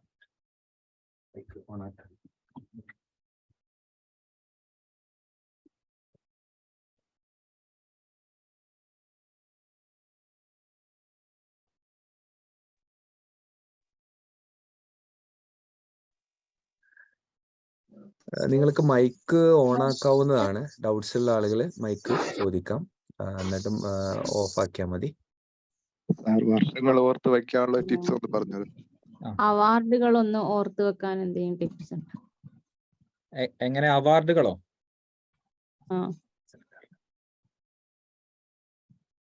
അവാർഡുകൾ ഓർത്ത് വെക്കാനുള്ള ട്രിക്ക് എന്ന് വെച്ചാല് നിങ്ങള് പിന്നെ അവാർഡ്സിനെ പറ്റി ഒരു ധാരണ ഉണ്ടാക്കുക. അതായത് ഇപ്പൊ നമുക്കറിയാം ചില അവാർഡുകള് 1-2 പേരൊക്കെ പങ്കിട്ടുണ്ടാവും. ഇപ്പോൾ സിനിമ രംഗത്തുള്ള അവാർഡുകളൊക്കെ പലപ്പോഴും അങ്ങനെയാണ് കാണാൻ കഴിയുന്നത്. അപ്പൊ നിങ്ങൾ ഓരോ അവാർഡിനും എന്ത് ചെയ്യുക, ഓരോ നിറത്തിൽ എഴുതിയിട്ട് അത് നിങ്ങൾ കിടക്കുന്ന സ്ഥലത്ത് ഒട്ടിച്ച് വെക്കുക എന്നുള്ളതാണ്. കാരണം കറണ്ട് അഫയേഴ്സ് പഠിക്കുക എന്നുള്ളത് ഡെയിലി നമ്മൾ ചെയ്യേണ്ട കാര്യമാണ്. അത് ഏതെങ്കിലും പാതിരാത്രിക്ക് ഒഴിച്ചിട്ട് നീച്ച് ചെയ്യേണ്ട കാര്യമല്ല. കൃത്യമായിട്ട് അപ്ഡേറ്റ് ചെയ്യുക എന്നുള്ളതാണ് കറണ്ട് അഫയേഴ്സിന്റെ കാര്യം. ഈ അവാർഡുകൾ എന്ന് പറയുന്ന ടോപ്പിക്ക് നമുക്കറിയാം കറണ്ട് അഫയേഴ്സിൽ വരുന്നതാണ്. അപ്പൊ അത് കൃത്യമായിട്ട് മനസ്സിലാവണം എന്നുണ്ടെങ്കിൽ ഒരു മഷിയോട് നമ്മൾ ഏതെങ്കിലും ഒരു പുസ്തകത്തിന്റെ മൂലയിൽ കറണ്ട് അഫയേഴ്സ് എന്ന് പറഞ്ഞ് എഴുതി വെച്ചുകൊണ്ട് ഒരു കാര്യമില്ല, നിങ്ങൾ മറന്നുപോകുള്ളൂ. അപ്പൊ അന്നന്ന് വരുന്ന ഓരോ കാര്യങ്ങളും എഴുതി വെക്കുക എന്നുള്ളത്. അപ്പൊ അവാർഡുകളുടെ നിങ്ങൾ ചെയ്യേണ്ടതെന്ന് വെച്ചാൽ ഇനിയിപ്പോ ഒരുപാട് അവാർഡുകൾ നിങ്ങൾക്ക് പഠിക്കാനുണ്ടാവും. ഓരോന്നും ഓരോ മഷീനോട് നിങ്ങൾ എഴുതി വെക്കുക കേട്ടോ. വേറെ ഒരു രക്ഷയില്ല ഇതില്. സർ, നമ്മളിപ്പോ നെറ്റിന് പഠിക്കുന്ന പോലെ ഈ LPSCക്ക് നല്ല ഡീപ്പായിട്ട് പഠിക്കുന്നുണ്ടോ? അതായത് ഇപ്പോഴത്തെ ഈ എക്സാമിന്റെ പാറ്റേൺ വെച്ച് അങ്ങനെ നല്ല ഡീപ്പായിട്ട് പഠിക്കേണ്ടതുണ്ടോ? നെറ്റിന് പഠിക്കുന്നതും PSC പഠിക്കുന്നതും രണ്ടാണ്. നെറ്റിന് പഠിക്കുന്ന വെച്ചാൽ നമുക്ക് ഇഷ്ടമുള്ള കാര്യങ്ങളാണ് നെറ്റിന് പഠിക്കണേ. ഇത് പ്രത്യേകം എന്ന് വെച്ചാൽ നമ്മളിപ്പോ നെറ്റിന് ഇപ്പോ അറബിക്ക് ഇപ്പോൾ നെറ്റിന് പഠിക്കുകയാണെങ്കിൽ അല്ലെങ്കിൽ കേട്ടറ്റിന് പഠിക്കുകയാണെങ്കിൽ നമ്മള് ഇഷ്ടമുള്ള സബ്ജക്റ്റ് അതിന്റെ എല്ലാ ഡെപ്തിലും ഇറങ്ങി ചെന്ന് പഠിക്കാൻ നമുക്കൊരു താല്പര്യം ഉണ്ടാവും. ഇതിന്റെ ഒരു പഠനം എന്ന് പറഞ്ഞു കഴിഞ്ഞാൽ നിങ്ങൾ ഷെഡ്യൂൾ ചെയ്ത് പഠിക്കണം. അതായത് ഒരു 3 മണിക്കൂർ GK കൊടുക്കണം. അങ്ങനെയുള്ള ഒരു ഷെഡ്യൂളിൽ പഠിക്കണം. മറ്റേന്ന് വെച്ചാൽ നിങ്ങളെ സബ്ജക്റ്റ് നിങ്ങളൊരു ഭാഗത്തൂടെ ഇങ്ങനെ പോകുന്നുണ്ടാവും. പക്ഷെ ഈ GK പോർഷൻ അവിടെ ഇങ്ങനെ കിടക്കും മടി പിടിച്ചിട്ടേ. അപ്പൊ ഒരു 3 മണിക്കൂർ എന്ത് വന്നു കഴിഞ്ഞാൽ ഒരു ദിവസം ഞാൻ ഇതിനു വേണ്ടി മാറ്റി വെക്കുന്നുള്ളൊരു നിബന്ധന എന്തായാലും വേണം. മറ്റേ നമുക്ക് ഒരു റാങ്കിലേക്ക് എത്താൻ കഴിയില്ല. നമ്മൾ റാങ്കിന്റെ ഏതോ ഒരു അറ്റത്തൊക്കെ ഉണ്ടാകും. പക്ഷെ അതുപോലെയല്ല, 100-നുള്ളിൽ വരണമെങ്കിൽ കൃത്യമായിട്ടുള്ള ഒരു ടൈം ടേബിൾ സെറ്റ് ചെയ്യണം. ആരോ ചോദിച്ചല്ലോ വർഷങ്ങൾ പഠിക്കാന് അല്ലേ? ഈ സിലബസ് മാത്രം നോക്കിയാൽ മതിയാവും ഈ എക്സാമിന്? അത് നല്ലൊരു ക്വസ്റ്റ്യൻ ആണ്. സിലബസ് മാത്രം പഠിച്ചാൽ മതിയാകും എന്നുള്ളത്. ഞങ്ങൾ അതിനെപ്പറ്റി ഒരുപാട് സമയം ഇപ്പോൾ ഡിസ്കസ് ചെയ്ത് കഴിഞ്ഞിട്ടുള്ളൂ. സിലബസ് മാത്രം പഠിച്ചത് കൊണ്ട് കാര്യമുണ്ടോ എന്ന് ചോദിച്ചു കഴിഞ്ഞാൽ നിങ്ങൾക്ക് ഇപ്പൊ 100 മാർക്കിന്റെ ഒരു പരീക്ഷയ്ക്ക് നിങ്ങൾക്ക് 80 മാർക്ക് സിലബസ് മാത്രം പഠിച്ചാൽ കിട്ടുന്ന എനിക്ക് അതിന് ആൻസർ പറയാൻ കഴിയുള്ളൂ. ബാക്കി 20 കിട്ടണം എന്നുണ്ടെങ്കിൽ പ്രീവിയസ് ആയിട്ടുള്ള LPSAന്റെ എല്ലാ ക്വസ്റ്റ്യനും നിങ്ങൾ കളക്ട് ചെയ്തുകൊണ്ട് നിങ്ങൾ എന്ത് ചെയ്യുക, മാക്സിമം അത് പഠിക്കുക എന്നുള്ളതാണ്. എന്നാൽ നിങ്ങൾക്ക് എന്ത് ചെയ്യാം, ആ 20 കൂടി സ്കോർ ചെയ്യാം. സിലബസ് മാത്രം പഠിച്ചു കഴിഞ്ഞാൽ 80% നിങ്ങൾക്ക് കവർ ചെയ്യാൻ കഴിയും. ആ രൂപത്തിലാണ് നമ്മൾ ഇവിടെ ക്ലാസ്സുകൾ കൊടുക്കുന്നത്. ഇപ്പോൾ ക്ലാസ്സുകൾ സിലബസ് ഓറിയന്റഡ് ആയിട്ട് അതും ചെയ്യുന്നുണ്ട്. ഒരു 10 വർഷത്തെ മുൻകാല ചോദ്യ പേപ്പറുകൾ അനലൈസ് ചെയ്തുകൊണ്ട് അതിന്റെ എല്ലാ ഭാഗങ്ങളിൽ നിന്നുള്ള ചോദ്യങ്ങൾ എങ്ങനെ വരും എന്നുള്ളത് വെച്ചുകൊണ്ടുള്ള ക്ലാസ്സുകളും നമ്മൾ പ്രൊവൈഡ് ചെയ്യുന്നുണ്ട്. ഇപ്പോൾ വർഷങ്ങള് പഠിക്കാന്ന് വെച്ചാൽ അതൊരു ടൈം ലൈൻ ആയിട്ട് സെറ്റ് ചെയ്ത് വെക്കുക. ഇപ്പൊ ശ്രീനാരായണ ഗുരു ഒരു റിനൈസൻസ് ലീഡറാണ്. അദ്ദേഹത്തിന്റെ വർഷങ്ങൾ എന്ന് പറഞ്ഞു കഴിഞ്ഞാൽ അദ്ദേഹത്തിന് പ്രധാനമായിട്ടും ഒന്ന് ജനിച്ച വർഷം ഉണ്ടാവും, ഒന്ന് മരിച്ച വർഷം ഉണ്ടാവും സമാധിയായിട്ടുള്ള. പിന്നെ അദ്ദേഹത്തിന്റെ എന്തെങ്കിലും പ്രതിഷ്ഠകളോ അല്ലെങ്കിൽ അദ്ദേഹം എന്തെങ്കിലും ചെയ്ത കാര്യങ്ങളോ അതിനൊരു വർഷം ഉണ്ടാവും. അപ്പൊ നമുക്കറിയാം 1888 അരുവിപ്പുറം പ്രതിഷ്ഠ ഒരു 100-ലധികം തവണ PSC ചോദിച്ചൊരു ക്വസ്റ്റ്യൻ ആണ്. അപ്പൊ നിങ്ങൾ എന്ത് ചെയ്യുക, ഒരു റിനൈസൻസ് ലീഡറെ കുറിച്ച് പഠിക്കുമ്പോൾ ഒരു സൈഡിൽ എന്ത് ചെയ്യുക, വർഷങ്ങൾ ഇങ്ങനെ ഒരു റെഡിങ് കൊണ്ട് എഴുതി പോവുക. എന്നിട്ട് പിന്നെ മൊത്തത്തിൽ എന്ത് ചെയ്യുക, നിങ്ങൾ അതിനെ കുറിച്ച് പഠിച്ചതിന് ശേഷം അവസാനം നിങ്ങൾ വർഷം കൂടി പഠിക്കുക. അപ്പൊ നിങ്ങൾക്ക് എന്ത് ചെയ്യും, അത് കണക്ട് ചെയ്യാൻ പറ്റും. വർഷങ്ങൾ ഒരു സൈഡിൽ എഴുതി വെക്കുക. ഓക്കെ, ഒരാളെ കുറിച്ച് പഠിക്കുമ്പോൾ അയാളുമായി ബന്ധപ്പെട്ട വർഷങ്ങൾ ഒരു റെഡ് ഇങ്ക് എടുത്തുകൊണ്ട്, അത് നിങ്ങളുടെ പുസ്തകത്തിൽ തന്നെ ഉണ്ടാവും ആ വർഷങ്ങൾ, എന്നാലും അത് പല സ്ഥലങ്ങളിലായിട്ട് സ്പ്ലിറ്റ് ചെയ്ത് കിടക്കുകയായിരിക്കും. അപ്പൊ വർഷങ്ങൾ എന്ത് ചെയ്യുക, ഒരു കൂട്ടമാക്കുക. എവിടെയെങ്കിലും ഒന്ന് എഴുതി വെക്കുക. നിങ്ങളിപ്പോ ഇനി ഒരു ഗൈഡ് ഉപയോഗിക്കുകയാണെങ്കിൽ ആ ഗൈഡിന്റെ ഒരു സൈഡിലായിട്ട് എന്ത് ചെയ്യുക, ആ ഒരു ടോപ്പിക്കുമായി ബന്ധപ്പെട്ട വർഷങ്ങൾ എഴുതി വെക്കുക, അത് പഠിക്കുക. അങ്ങനെ ആകുമ്പോൾ അത് ഓർത്തിരിക്കാൻ കഴിയുള്ളൂ. കൂട്ടത്തിലുള്ള വായനയിൽ വർഷങ്ങൾ മറന്നു പോകും നമ്മള്. ഇന്നത്തെ PDF ഞങ്ങൾക്ക് കിട്ടുമോ സാറേ? ഇന്നത്തെ PDF നിങ്ങൾക്ക് എഡ്ഫിൽ ഇവിടുന്ന് പ്രൊവൈഡ് ചെയ്യുന്നുണ്ട്. ഇന്ന് ക്ലാസ്സിൽ പങ്കെടുത്ത എല്ലാവർക്കും അത് കിട്ടും. വർഷങ്ങള് ചോദിക്കുമ്പോ അതിന്റെ മന്ത് കൂടെ ചോദിക്കോ? മന്ത് ഡേ ഒക്കെ ചോദിക്കോ? വളരെ പ്രധാനമായിട്ടാണ്. പണ്ട് PSCന്റെ ഒരു ട്രെൻഡ് എന്ന് പറഞ്ഞു കഴിഞ്ഞാൽ വർഷങ്ങൾ മാത്രം അതിന് ചോദിക്കല്. ഇപ്പൊ ഞാൻ നേരത്തെ ക്ലാസ് എടുത്ത സമയത്ത് നിങ്ങളോട് പറഞ്ഞൊരു കാര്യമാണ്. ഇപ്പൊ നമ്മളെ ടെമ്പിൾ എൻട്രി പ്രൊക്ലമേഷൻ അല്ലെ, ക്ഷേത്രപ്രവേശന വിളംബരം, അത് പഠിക്കുന്ന സമയത്ത് ഞാൻ നിങ്ങളോട് പറഞ്ഞൊരു കാര്യമാണ്, വളരെ പ്രധാനപ്പെട്ടതാണ് ഡേറ്റ് എന്നുള്ളത്. കാരണം PSC പരീക്ഷകൾ അങ്ങനെ കണ്ടിട്ടുണ്ട്, വർഷമൊക്കെ സെയിം ആയിട്ട് തന്നിട്ട് ഡേറ്റ് മാത്രം തെറ്റിച്ച് തന്നതുണ്ട്. അപ്പൊ നിങ്ങൾ എന്ത് ചെയ്യണം, ഡേറ്റ് കൂടി പഠിക്കണം. അത് ഇമ്പോർട്ടന്റ് ആയത് ഏത് അല്ലാത്തത് ഏതെന്നുള്ള തിരിച്ചറിയാൻ കഴിയണം. ഓക്കെ, ഇപ്പോ ജനിച്ച വർഷമൊക്കെ ആണെങ്കിൽ ജനിച്ച വർഷം മാത്രമേ ചോദിക്കുള്ളൂ, ഡേറ്റ് സാധ്യത അല്ല. ഓക്കെ, ഈ സ്റ്റേറ്റ്മെന്റ് രൂപത്തിലുള്ള ക്വസ്റ്റ്യൻസ് വരാൻ ചാൻസ് ഉണ്ടോ? 100% സ്റ്റേറ്റ്മെന്റ് തരത്തിലുള്ള ക്വസ്റ്റ്യൻ എന്തായാലും വരും. കാരണം എന്ന് വെച്ചാൽ ഇപ്പം മാക്സിമം ഇവർ ചെയ്യുന്നതെന്ന് വെച്ചാൽ ഒരു 20 ക്വസ്റ്റ്യൻ ഉണ്ടെങ്കിൽ 3/4 ഭാഗം എന്ത് ചെയ്യുക, ഈ സ്റ്റേറ്റ്മെന്റ് ആയിട്ടുള്ള ക്വസ്റ്റ്യൻ ഇടുക എന്നുള്ളതാണ്. ഇപ്പം കറന്റ് ആയിട്ട് നടന്നുകൊണ്ടിരിക്കുന്ന എല്ലാ പരീക്ഷയും ആ രൂപത്തിലാണ്. കാരണം വെച്ചാൽ വേറൊരു വഴിയില്ല. എങ്ങനെ ഇപ്പൊ ചോദിച്ച കാര്യങ്ങൾ തന്നെയാണ് വീണ്ടും ചോദിക്കാനുള്ളത്. അപ്പം ഈ ചോദ്യത്തെ ഒന്ന് വളച്ചൊടിക്കുക എന്നുള്ളത് അതിനുള്ള ഇപ്പൊ ചെയ്യാൻ പറ്റുന്ന ഒരു രീതി എന്ന് പറഞ്ഞാൽ സ്റ്റേറ്റ്മെന്റ് തലത്തിലേക്ക് ആക്കുക എന്നുള്ളതാണ്.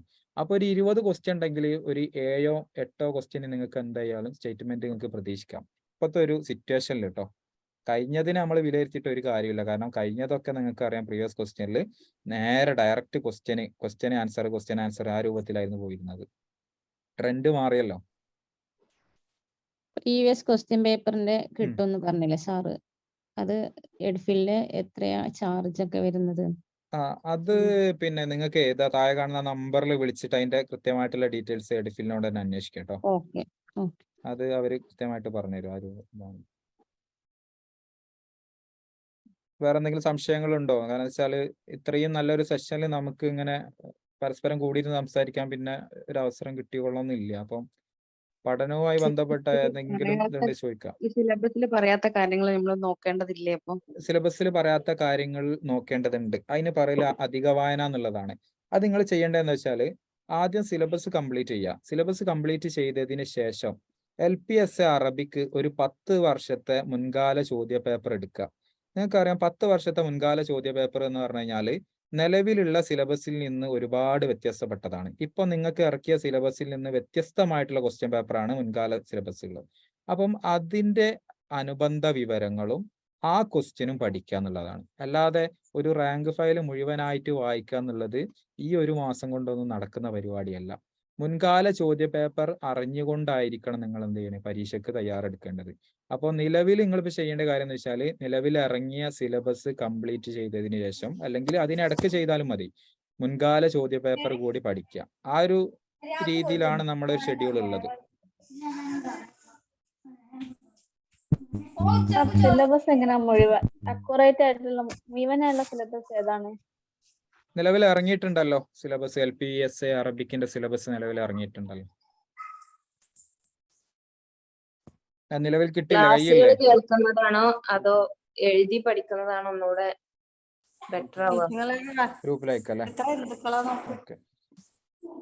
എങ്ങനെ ക്ലാസ്സുകൾ കേൾക്കുന്നതാണോ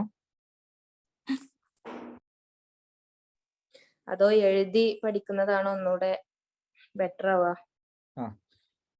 ഞാൻ പറഞ്ഞില്ലേ, ഞാൻ ഏറ്റവും കൂടുതൽ ഞാൻ ആവർത്തിച്ചൊരു കാര്യമാണ് മോക്ക് ടെസ്റ്റുകൾ അറ്റൻഡ് ചെയ്യുക എന്നുള്ളത്. അപ്പം ഈ എഴുതി പഠിക്കുന്നതിനായിട്ടും കുറച്ചുകൂടി റിസൾട്ട് ഉണ്ടാവുക എനിക്ക് തോന്നുന്നത് മോക്ക് ടെസ്റ്റുകളാണ്. എഴുതി പഠിക്കുമ്പോൾ നമ്മൾ കാര്യങ്ങൾ പഠിക്കും. പിന്നെ അതേപോലെ വേറൊരു പ്രശ്നം എന്ന് വെച്ചാൽ ആ പഠിച്ച കാര്യങ്ങൾ ഒരുപാട് സമയം എടുത്തിട്ടായിരിക്കും നമ്മൾ പഠിക്കുന്നത്. ഇപ്പൊ പോപ്പപ്പ് ക്വസ്റ്റ്യൻ ഒക്കെ നമ്മൾ ചെയ്ത് കഴിഞ്ഞാൽ ഓരോ ടോപ്പിക്കും അതിന്റെ ബേസ് ചെയ്തിട്ടുള്ള പോപ്പപ്പ് ക്വസ്റ്റ്യൻ ചെയ്ത് കഴിഞ്ഞാൽ ആ ടോപ്പിക്ക് പിന്നെ നമുക്ക് നോക്കേണ്ടി വരില്ല. കാരണം നമ്മൾ ആ ടോപ്പിക്കിനെ പറ്റി മുഴുവനായിട്ട് പഠിച്ചിട്ടാണ് ഒരു പോപ്പപ്പ് നമ്മൾ അറ്റൻഡ് ചെയ്യുന്നത്. അപ്പൊ നമ്മളെ തലയിൽ മുഴുവനായിട്ടുള്ള കാര്യങ്ങൾ ഉണ്ടാവും. അപ്പൊ ഒരു പോപ്പപ്പിൽ നമ്മൾ അറ്റൻഡ് ചെയ്യുമ്പോൾ കുറച്ചുകൂടി നമുക്ക് ഇന്ന കാര്യങ്ങൾ എനിക്കറിയാം എന്നുള്ള ഒരു ആത്മവിശ്വാസം കൂടി വരും ടെസ്റ്റ് അറ്റൻഡ് ചെയ്യുമ്പോൾ. മറ്റേത് നമ്മൾ സ്വന്തം നമ്മളോട് തന്നെ മത്സരിക്കുകയാണല്ലോ ചെയ്യുന്നത്. നമ്മൾ എന്തോ ഒരു ചെയ്ത ഒരു അനുഭൂതി നമുക്ക് മോക്ക് ടെസ്റ്റുകളും പോപ്പപ്പ് ക്വസ്റ്റ്യനും ഒക്കെ അറ്റൻഡ് ചെയ്യുമ്പോൾ നമുക്ക് ഉണ്ടാവും. കാരണം ഒരു ഉത്തരം ശരിയാക്കി കഴിഞ്ഞാൽ നമ്മളെ മനസ്സിലുണ്ടാകുന്ന ഒരു സന്തോഷം, അത് കിട്ടണമെങ്കിൽ മോക്ക് ടെസ്റ്റുകളും പോപ്പപ്പ് ക്വസ്റ്റ്യൻസും അറ്റൻഡ് ചെയ്യണം. അത് എഴുതി പഠിച്ചു കഴിഞ്ഞാൽ കിട്ടും എനിക്ക് തോന്നുന്നില്ല. ഓക്കെ. നമ്മൾ എഴുതാൻ പോകുന്ന ഒബ്ജക്റ്റീവ് തന്നെയല്ലേ, സ്ക്രിപ്റ്റീവ് ആക്കിയിട്ടില്ലല്ലോ? ഇല്ലല്ല, ഇതുവരെ ആയിട്ടും ഡിസ്ക്രിപ്റ്റീവിനെ പറ്റിയുള്ള ഒരു ചർച്ചകളോ അല്ലെങ്കിൽ സിലബസ് അങ്ങനെ അതിന് വരുന്നതിന് മുമ്പുള്ള ഒന്നും ഇതുവരെ ആയിട്ട് ഉണ്ടായിട്ടില്ല. ഇനി ഒരു മാസം കൊണ്ട് അങ്ങനെ ആയിട്ട് ഉണ്ടാവാനും സാധ്യതയല്ല എന്നല്ല, ഉണ്ടാവില്ല. കാരണം PSC എന്ന് പറഞ്ഞു കഴിഞ്ഞാൽ നമുക്കറിയാം ഒരു സുപ്രഭാതത്തിൽ അങ്ങോട്ട് സിലബസും കാര്യങ്ങളും മാറ്റി ഒരു സുപ്രഭാതത്തിൽ നിലവിലുള്ള രീതിയെ മൊത്തത്തിൽ മാറ്റാൻ കഴിയില്ല. അതൊക്കെ ഒരുപാട് ചർച്ചകൾ ചെയ്ത് അതിന്റെ രൂപരേഖ ഒക്കെ ഒരുപാട് ചർച്ചകൾക്ക് ശേഷം ഉണ്ടാകുന്നത്. ഡിസ്ക്രിപ്റ്റീവ് ഒന്നും ഇതുവരെയായിട്ട് ഒരു ടീച്ചിങ് പരീക്ഷ ആയില്ല. നിങ്ങളൊരു ബെനിഫിറ്റ് എന്ന് പറഞ്ഞു കഴിഞ്ഞാൽ മറ്റുള്ള PSC ജനറൽ പരീക്ഷനെ പോലെ 2 ഘട്ട പ്രിലിമിനറി മെയിൻ പരീക്ഷകൾ എഴുതേണ്ടതല്ല. ഈ ഒരൊറ്റ പരീക്ഷ എഴുതി നിങ്ങൾക്ക് ക്രാക്ക് ചെയ്യാൻ പറ്റുകയാണെങ്കിൽ ഇന്റർവ്യൂ കൂടി അറ്റൻഡ് ചെയ്തിട്ട് LPSA നിങ്ങളെ കയ്യിലെത്തും, ഉറപ്പാണ്. ഗുരുവായൂർ സത്യാഗ്രഹവുമായി ബന്ധപ്പെട്ട ഒരു ഡൗട്ട് ചോദിക്കാനേ. പറഞ്ഞു. സാർ പറഞ്ഞില്ലേ leader of volunteer march in Guruvayur satyagraha D. Subrahmanyan Thirumumbu.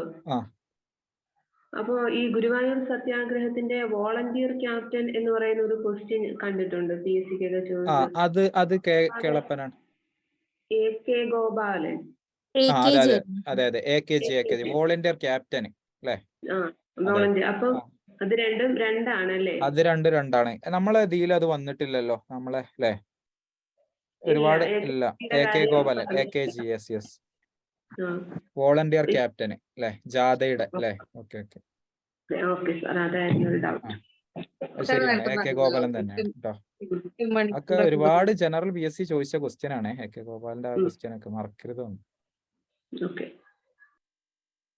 അല്ല സാർ നേരത്തെ പറഞ്ഞില്ല 8 മണിക്കൂർ ഒരു ദിവസം ഇരിക്കുമായിരുന്നു.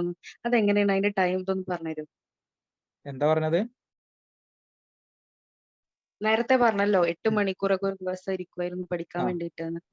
അത് ഒരിക്കലും കണ്ടിന്യൂസ് അല്ല. ഞാൻ പറയട്ടെ, കണ്ടിന്യൂസ് അല്ല. ഞാന് നിങ്ങളെ പോലെ തന്നെ ഒരു ടീച്ചറായിട്ട് വർക്ക് ചെയ്യുന്നുണ്ട് നിലവിൽ.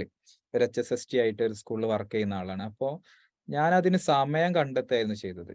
കാരണം നമുക്ക് ഒരു ജോലി ഒഴിവാക്കിയിട്ട് 24 മണിക്കൂർ ഇതിന്റെ പിന്നിൽ നടക്കുക എന്നുള്ളത് പോസിബിൾ അല്ലാത്തതുകൊണ്ട് രാവിലെ നിങ്ങൾ PSC പഠിക്കുന്ന ഒരു കുട്ടികൾ ചെയ്യേണ്ട ഏറ്റവും വലിയ ഇമ്പോർട്ടന്റ് കാര്യമാണ് നേരത്തെ ഉണരുക എന്നുള്ളത്. അത് നിങ്ങൾക്ക് ചെയ്യാൻ പറ്റിക്കഴിഞ്ഞാൽ നിങ്ങൾ ജീവിതത്തിൽ പകുതി വിജയിച്ചു എന്നുള്ളതാണ്. ജീവിതത്തിൽ പകുതിയല്ല 3/4% നിങ്ങൾ വിജയിച്ചു എന്നുള്ളതാണ്. കാരണം രാവിലെ നമുക്ക് എങ്ങനായാലും കുറച്ച് നേരത്തെ എണീറ്റ് കഴിഞ്ഞാൽ 2 മണിക്കൂർ കിട്ടും. ആ 2 മണിക്കൂർ കഴിഞ്ഞാൽ പിന്നെ ഞാൻ ചെയ്തുകൊണ്ടിരുന്നത് ഒരു ഉച്ചക്ക് ഫുഡിന്റെ സമയത്ത് ഒരു 10 മിനിറ്റ് കൊണ്ട് ഫുഡ് കഴിച്ച് ഒരു 3/4 മണിക്കൂർ വായിക്കായിരുന്നു. അങ്ങനെ ഒരു ഏകദേശം ഒരു 3 മണിക്കൂറിൽ ഞാൻ ആ വായന എത്തിക്കും എങ്ങനായാലും. പിന്നെ വൈകുന്നേരങ്ങളിൽ കുറച്ചൊന്ന് വായിച്ചു കഴിഞ്ഞിട്ട് രാത്രി 7 മണി മുതൽ ഏകദേശം ഒരു 11-12 മണി വരെയൊക്കെ ഇരിക്കാനുള്ള ഒരു ടെൻഡൻസി ആ ഒരു സമയത്ത് എനിക്കുണ്ടായിരുന്നുള്ളതാണ്. കാരണം നമുക്കറിയാം, ഒരു പരീക്ഷാ ചൂട് നമ്മളെ തലയിൽ കയറി കഴിഞ്ഞാൽ വേറെ ഒന്നുമില്ല. മൊബൈൽ ഇല്ല, വാട്സപ്പ് ഇല്ല, ഇൻസ്റ്റഗ്രാം ഇല്ല, ഒന്നുമില്ല. കാരണം ഇത് ക്രാക്ക് ചെയ്യണം എന്നുള്ള വിശ്വാസം 90% ഉണ്ടായതുകൊണ്ട് കാര്യമല്ല, 100% ഉണ്ടെങ്കിൽ വേറൊന്നും നമ്മളെ ചിന്തയിൽ ഉണ്ടാവില്ല.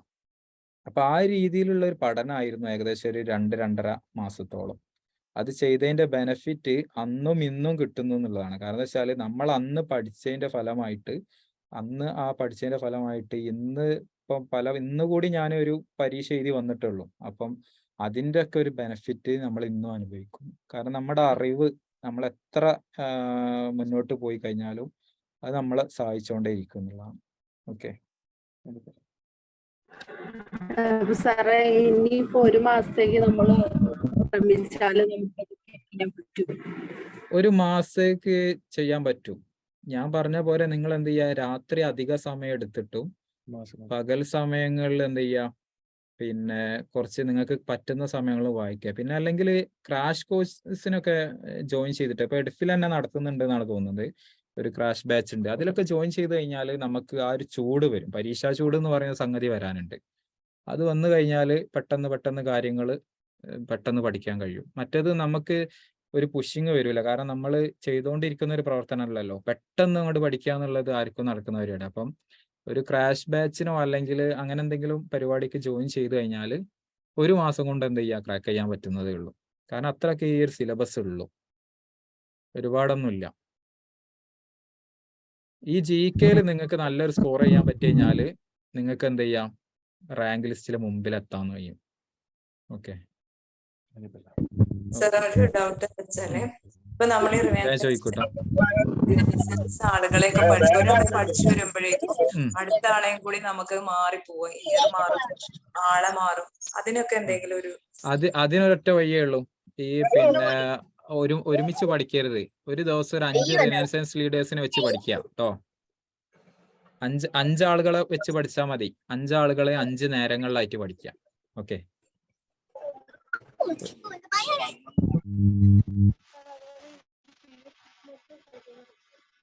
ഓക്കെ എന്നാൽ സെഷൻ വൈൻഡ് അപ്പ് ചെയ്യാണ്. ഡീറ്റെയിൽസ് സിലബസിലെ പെഡഗോഗി ക്വസ്റ്റ്യൻസ് ഉണ്ടാവോ? ഓക്കെ DS, നമ്മളെ വൈൻഡ് അപ്പ് ചെയ്യാണ്. ബാക്കി ഡിസ്കഷൻ നാളെ നമ്മുടെ ശ്രീല മിസ്സിന്റെ ക്ലാസ് പിന്നെ ഡീറ്റെയിൽ ആയിട്ട് പറയാം. ഒരുപാട് സമയം വൈകി, അതുകൊണ്ടാണ്. നമുക്ക് വീണ്ടും പിന്നെ എനിക്ക് തോന്നുന്നു നാളെ ശ്രീല മിസ്സിന്റെ ക്ലാസ് ഉണ്ടാവും. അതിന് ശേഷം നമ്മൾ പിന്നെ മലയാള സാഹിത്യവുമായി ബന്ധപ്പെട്ടിട്ട് ഒരു പ്രോഗ്രാം ഉദ്ദേശിക്കുന്നുണ്ട്. മലയാള സാഹിത്യത്തിൽ പിന്നെ ഉള്ള ഡൗട്ട്സുകൾ JRF കിട്ടിയിട്ടുള്ള രമ്യ മാമിന്റെ ഒരു ക്ലാസ് ഉണ്ട്. അത് നമ്മൾ വർക്ക്ഷോപ്പിൽ പങ്കെടുത്ത ആളുകൾക്ക് ഒരു വെബിനാറും കൂടി പങ്കെടുക്കാൻ വേണ്ടി ഉദ്ദേശിക്കുന്നുണ്ട്. ഓക്കെ. ഞാൻ നാളത്തെ സെഷൻ ശ്രീലാമീസ് ആണ്, 7 മണിക്കാണ്. GK ആൻഡ് കറണ്ട് അഫയേഴ്സ് ആണ്, വളരെ ഇമ്പോർട്ടൻ്റ് ആണ്. ആ ക്ലാസ്സിൽ എല്ലാവരും കൃത്യസമയത്ത് അറ്റൻഡ് ചെയ്യാം. നമുക്കൊരു 300 ആൾക്കുള്ള ഫെസിലിറ്റീസ് ഉള്ളൂ. ഇപ്പം തന്നെ ഏകദേശം 300-ന്റെ അടുത്ത ആളുകൾ അറ്റൻഡ് ചെയ്തിരുന്നു. കുറേ ആൾക്കാർക്ക് മഴയായിട്ടാണ് പങ്കെടുക്കാൻ പറ്റാത്തത്. അപ്പോൾ ഇന്നത്തെ ക്ലാസ് എങ്ങനെയാണ്, ഒരു കൺസെപ്ഷണൽ ക്ലാസ് ആണ്. ഇങ്ങനെ വാരി വലിക്കാതെ കണ്ടന്റ് ബേസ്ഡ് ഉള്ള സംഗതിയാണ്. പക്ഷെ ഈ കണ്ടന്റ് പഠിച്ചാൽ ഇപ്രാവശ്യം റാങ്ക് അടിക്കാൻ നമുക്ക് എന്തായാലും കിട്ടും. അപ്പോൾ ആ റാങ്ക് അടിക്കാൻ വേണ്ടി നമുക്ക് എല്ലാവർക്കും സാധിക്കട്ടെ എന്ന് ആത്മാർത്ഥമായി പ്രാർത്ഥിക്കുകയാണ്. അതോടൊപ്പം തന്നെ ഞാൻ ഇവിടെ ഒരു കമന്റ് ചെയ്യാൻ വേണ്ടിയിട്ട് ഗ്രൂപ്പിൽ ഇട്ടിട്ടുണ്ട്, എങ്ങനെ ക്ലാസ് ഉണ്ടായിരുന്നു എന്ന്. കാരണം എനിക്ക് തോന്നുന്നു 700-ലധികം കുട്ടികൾ ഈ ഗ്രൂപ്പിലുണ്ട്. അവർ പല ആൾക്കാരും ജോയിൻ ചെയ്യാത്തവരുണ്ടാവും. റെക്കോർഡ് ക്ലാസ് കൊടുക്കും. എന്നാലും എന്നത്തെ എങ്ങനെയാന്നുള്ളത് നിങ്ങൾ ജസ്റ്റ് കമന്റ് ചെയ്യുക, അവർക്കൊന്ന് മനസ്സിലായിക്കോട്ടെ എന്ന് വിചാരിച്ചിട്ടാണ്. പിന്നെ ബാക്കി നാളത്തെ സെഷനിൽ ചെയ്യാം. പിന്നെ ഞാൻ ഈ പറഞ്ഞ ഈ കോഴ്സ് ആപ്പ് ഉപയോഗിച്ചിട്ടാണുള്ളത്. പിന്നെ സൂമിൽ ലൈവാണ്, Q&A ലൈവുകളാണുള്ളത്. താല്പര്യം ഉണ്ടെങ്കിൽ ജോയിൻ ചെയ്ത്, നിങ്ങൾ വേറെ എവിടെയും ജോയിൻ ചെയ്തിട്ടുണ്ടെങ്കിലും ഞാൻ പറയാം ഇവിടെ ജോയിൻ ചെയ്യണമെന്നാണ്. നമുക്ക് കുട്ടികളെ കിട്ടാൻ വേണ്ടിയിട്ടില്ല. കാരണം 250-ലധികം കുട്ടികൾ ഇപ്പം തന്നെ ജോയിൻ ചെയ്ത് പഠിക്കുന്നുണ്ട്. പക്ഷെ നിങ്ങൾക്കൊരു ഉപകാരമുള്ള റാങ്കിൽ ഒരിക്കലും ഒരു സാധ്യത ഉണ്ടായിട്ട് ഒരു തവണ ജോയിൻ ചെയ്തിട്ടുണ്ടെങ്കിൽ കിട്ടുമായിരുന്നു എന്നുള്ളൊരു ചോദ്യമോ സങ്കടമോ പിന്നെ വരരുത്. കാരണം 40 ലക്ഷം റുപ്യൻ്റെ ജോബ് നിങ്ങൾക്ക് വെറുതെ നിങ്ങളെ വീട്ടിലേക്ക് എത്തിച്ച് നിങ്ങൾ കാലാകാലം സേഫ് ആവുന്ന ഒരു പ്രൊസീജിയറിന് വേണ്ടിയിട്ട് നിങ്ങളെ സമയവും നിങ്ങളുടെ ത്യാഗവും എല്ലാം ചെയ്യണം. പിന്നെ ഓക്കെ, എന്തായാലും വളരെ സന്തോഷം. എല്ലാവരും ലീവ് ആയതിനു ശേഷം ഗ്രൂപ്പിൽ ഒന്ന് കമന്റ് ചെയ്യുക. കമന്റ് ചെയ്തതിന് ശേഷം ഞാൻ ഇൻസ്ട്രക്ഷൻസ് കൊടുത്തിട്ടുണ്ട്. Anyway thank U. നാളെ 7 മണി കൃത്യം ആരംഭിക്കും. നെറ്റ്വർക്ക് ഇഷ്യൂ ഒന്നും ഇല്ലെങ്കിൽ നമുക്ക് കറക്റ്റ് സമയത്തിന് ചെയ്യാം. നിങ്ങൾക്ക് നെറ്റ്വർക്ക് ഇഷ്യൂ, പല ആൾക്കാരും സൗണ്ട് കേൾക്കുന്നില്ല എന്നൊക്കെ പറഞ്ഞു. പക്ഷേ ഞാൻ മനസ്സിലാക്കുന്നത് ഞങ്ങൾ ഇവിടെ കുറെ പാരലായിട്ട് ഹൈ വൈഫൈ ക്വാളിറ്റിയിൽ കോഴിക്കോട് ഓഫീസിൽ വെച്ചിട്ടാണ് ക്ലാസ് എടുക്കുന്നത്. ഞങ്ങൾ പാരലായിട്ട് ചെക്ക് ചെയ്തിട്ട് ഒരു കംപ്ലൈന്റും ഇല്ല. പല സ്ഥലത്തും ഇടിയും മഴയും ഉണ്ടായതുകൊണ്ടും ഓഡിയബിൾ അല്ലാത്ത പ്രശ്നങ്ങൾ ഉണ്ടായിരുന്നുള്ളൂ. റെക്കോർഡ് നമുക്ക് ലഭിക്കാം. Anyway thank you. എഡ്ഫിൽ ലേണിംഗിന്റെ 1 ഡേ വർക്ക്ഷോപ്പിന് പങ്കെടുത്തതിന് വളരെ സന്തോഷം. ഹാപ്പി. എല്ലാവർക്കും ഓൾ ദ ബെസ്റ്റ്. റാങ്കിൽ അടിക്കട്ടെ എന്ന് പ്രതീക്ഷിക്കുന്നു. Thank you.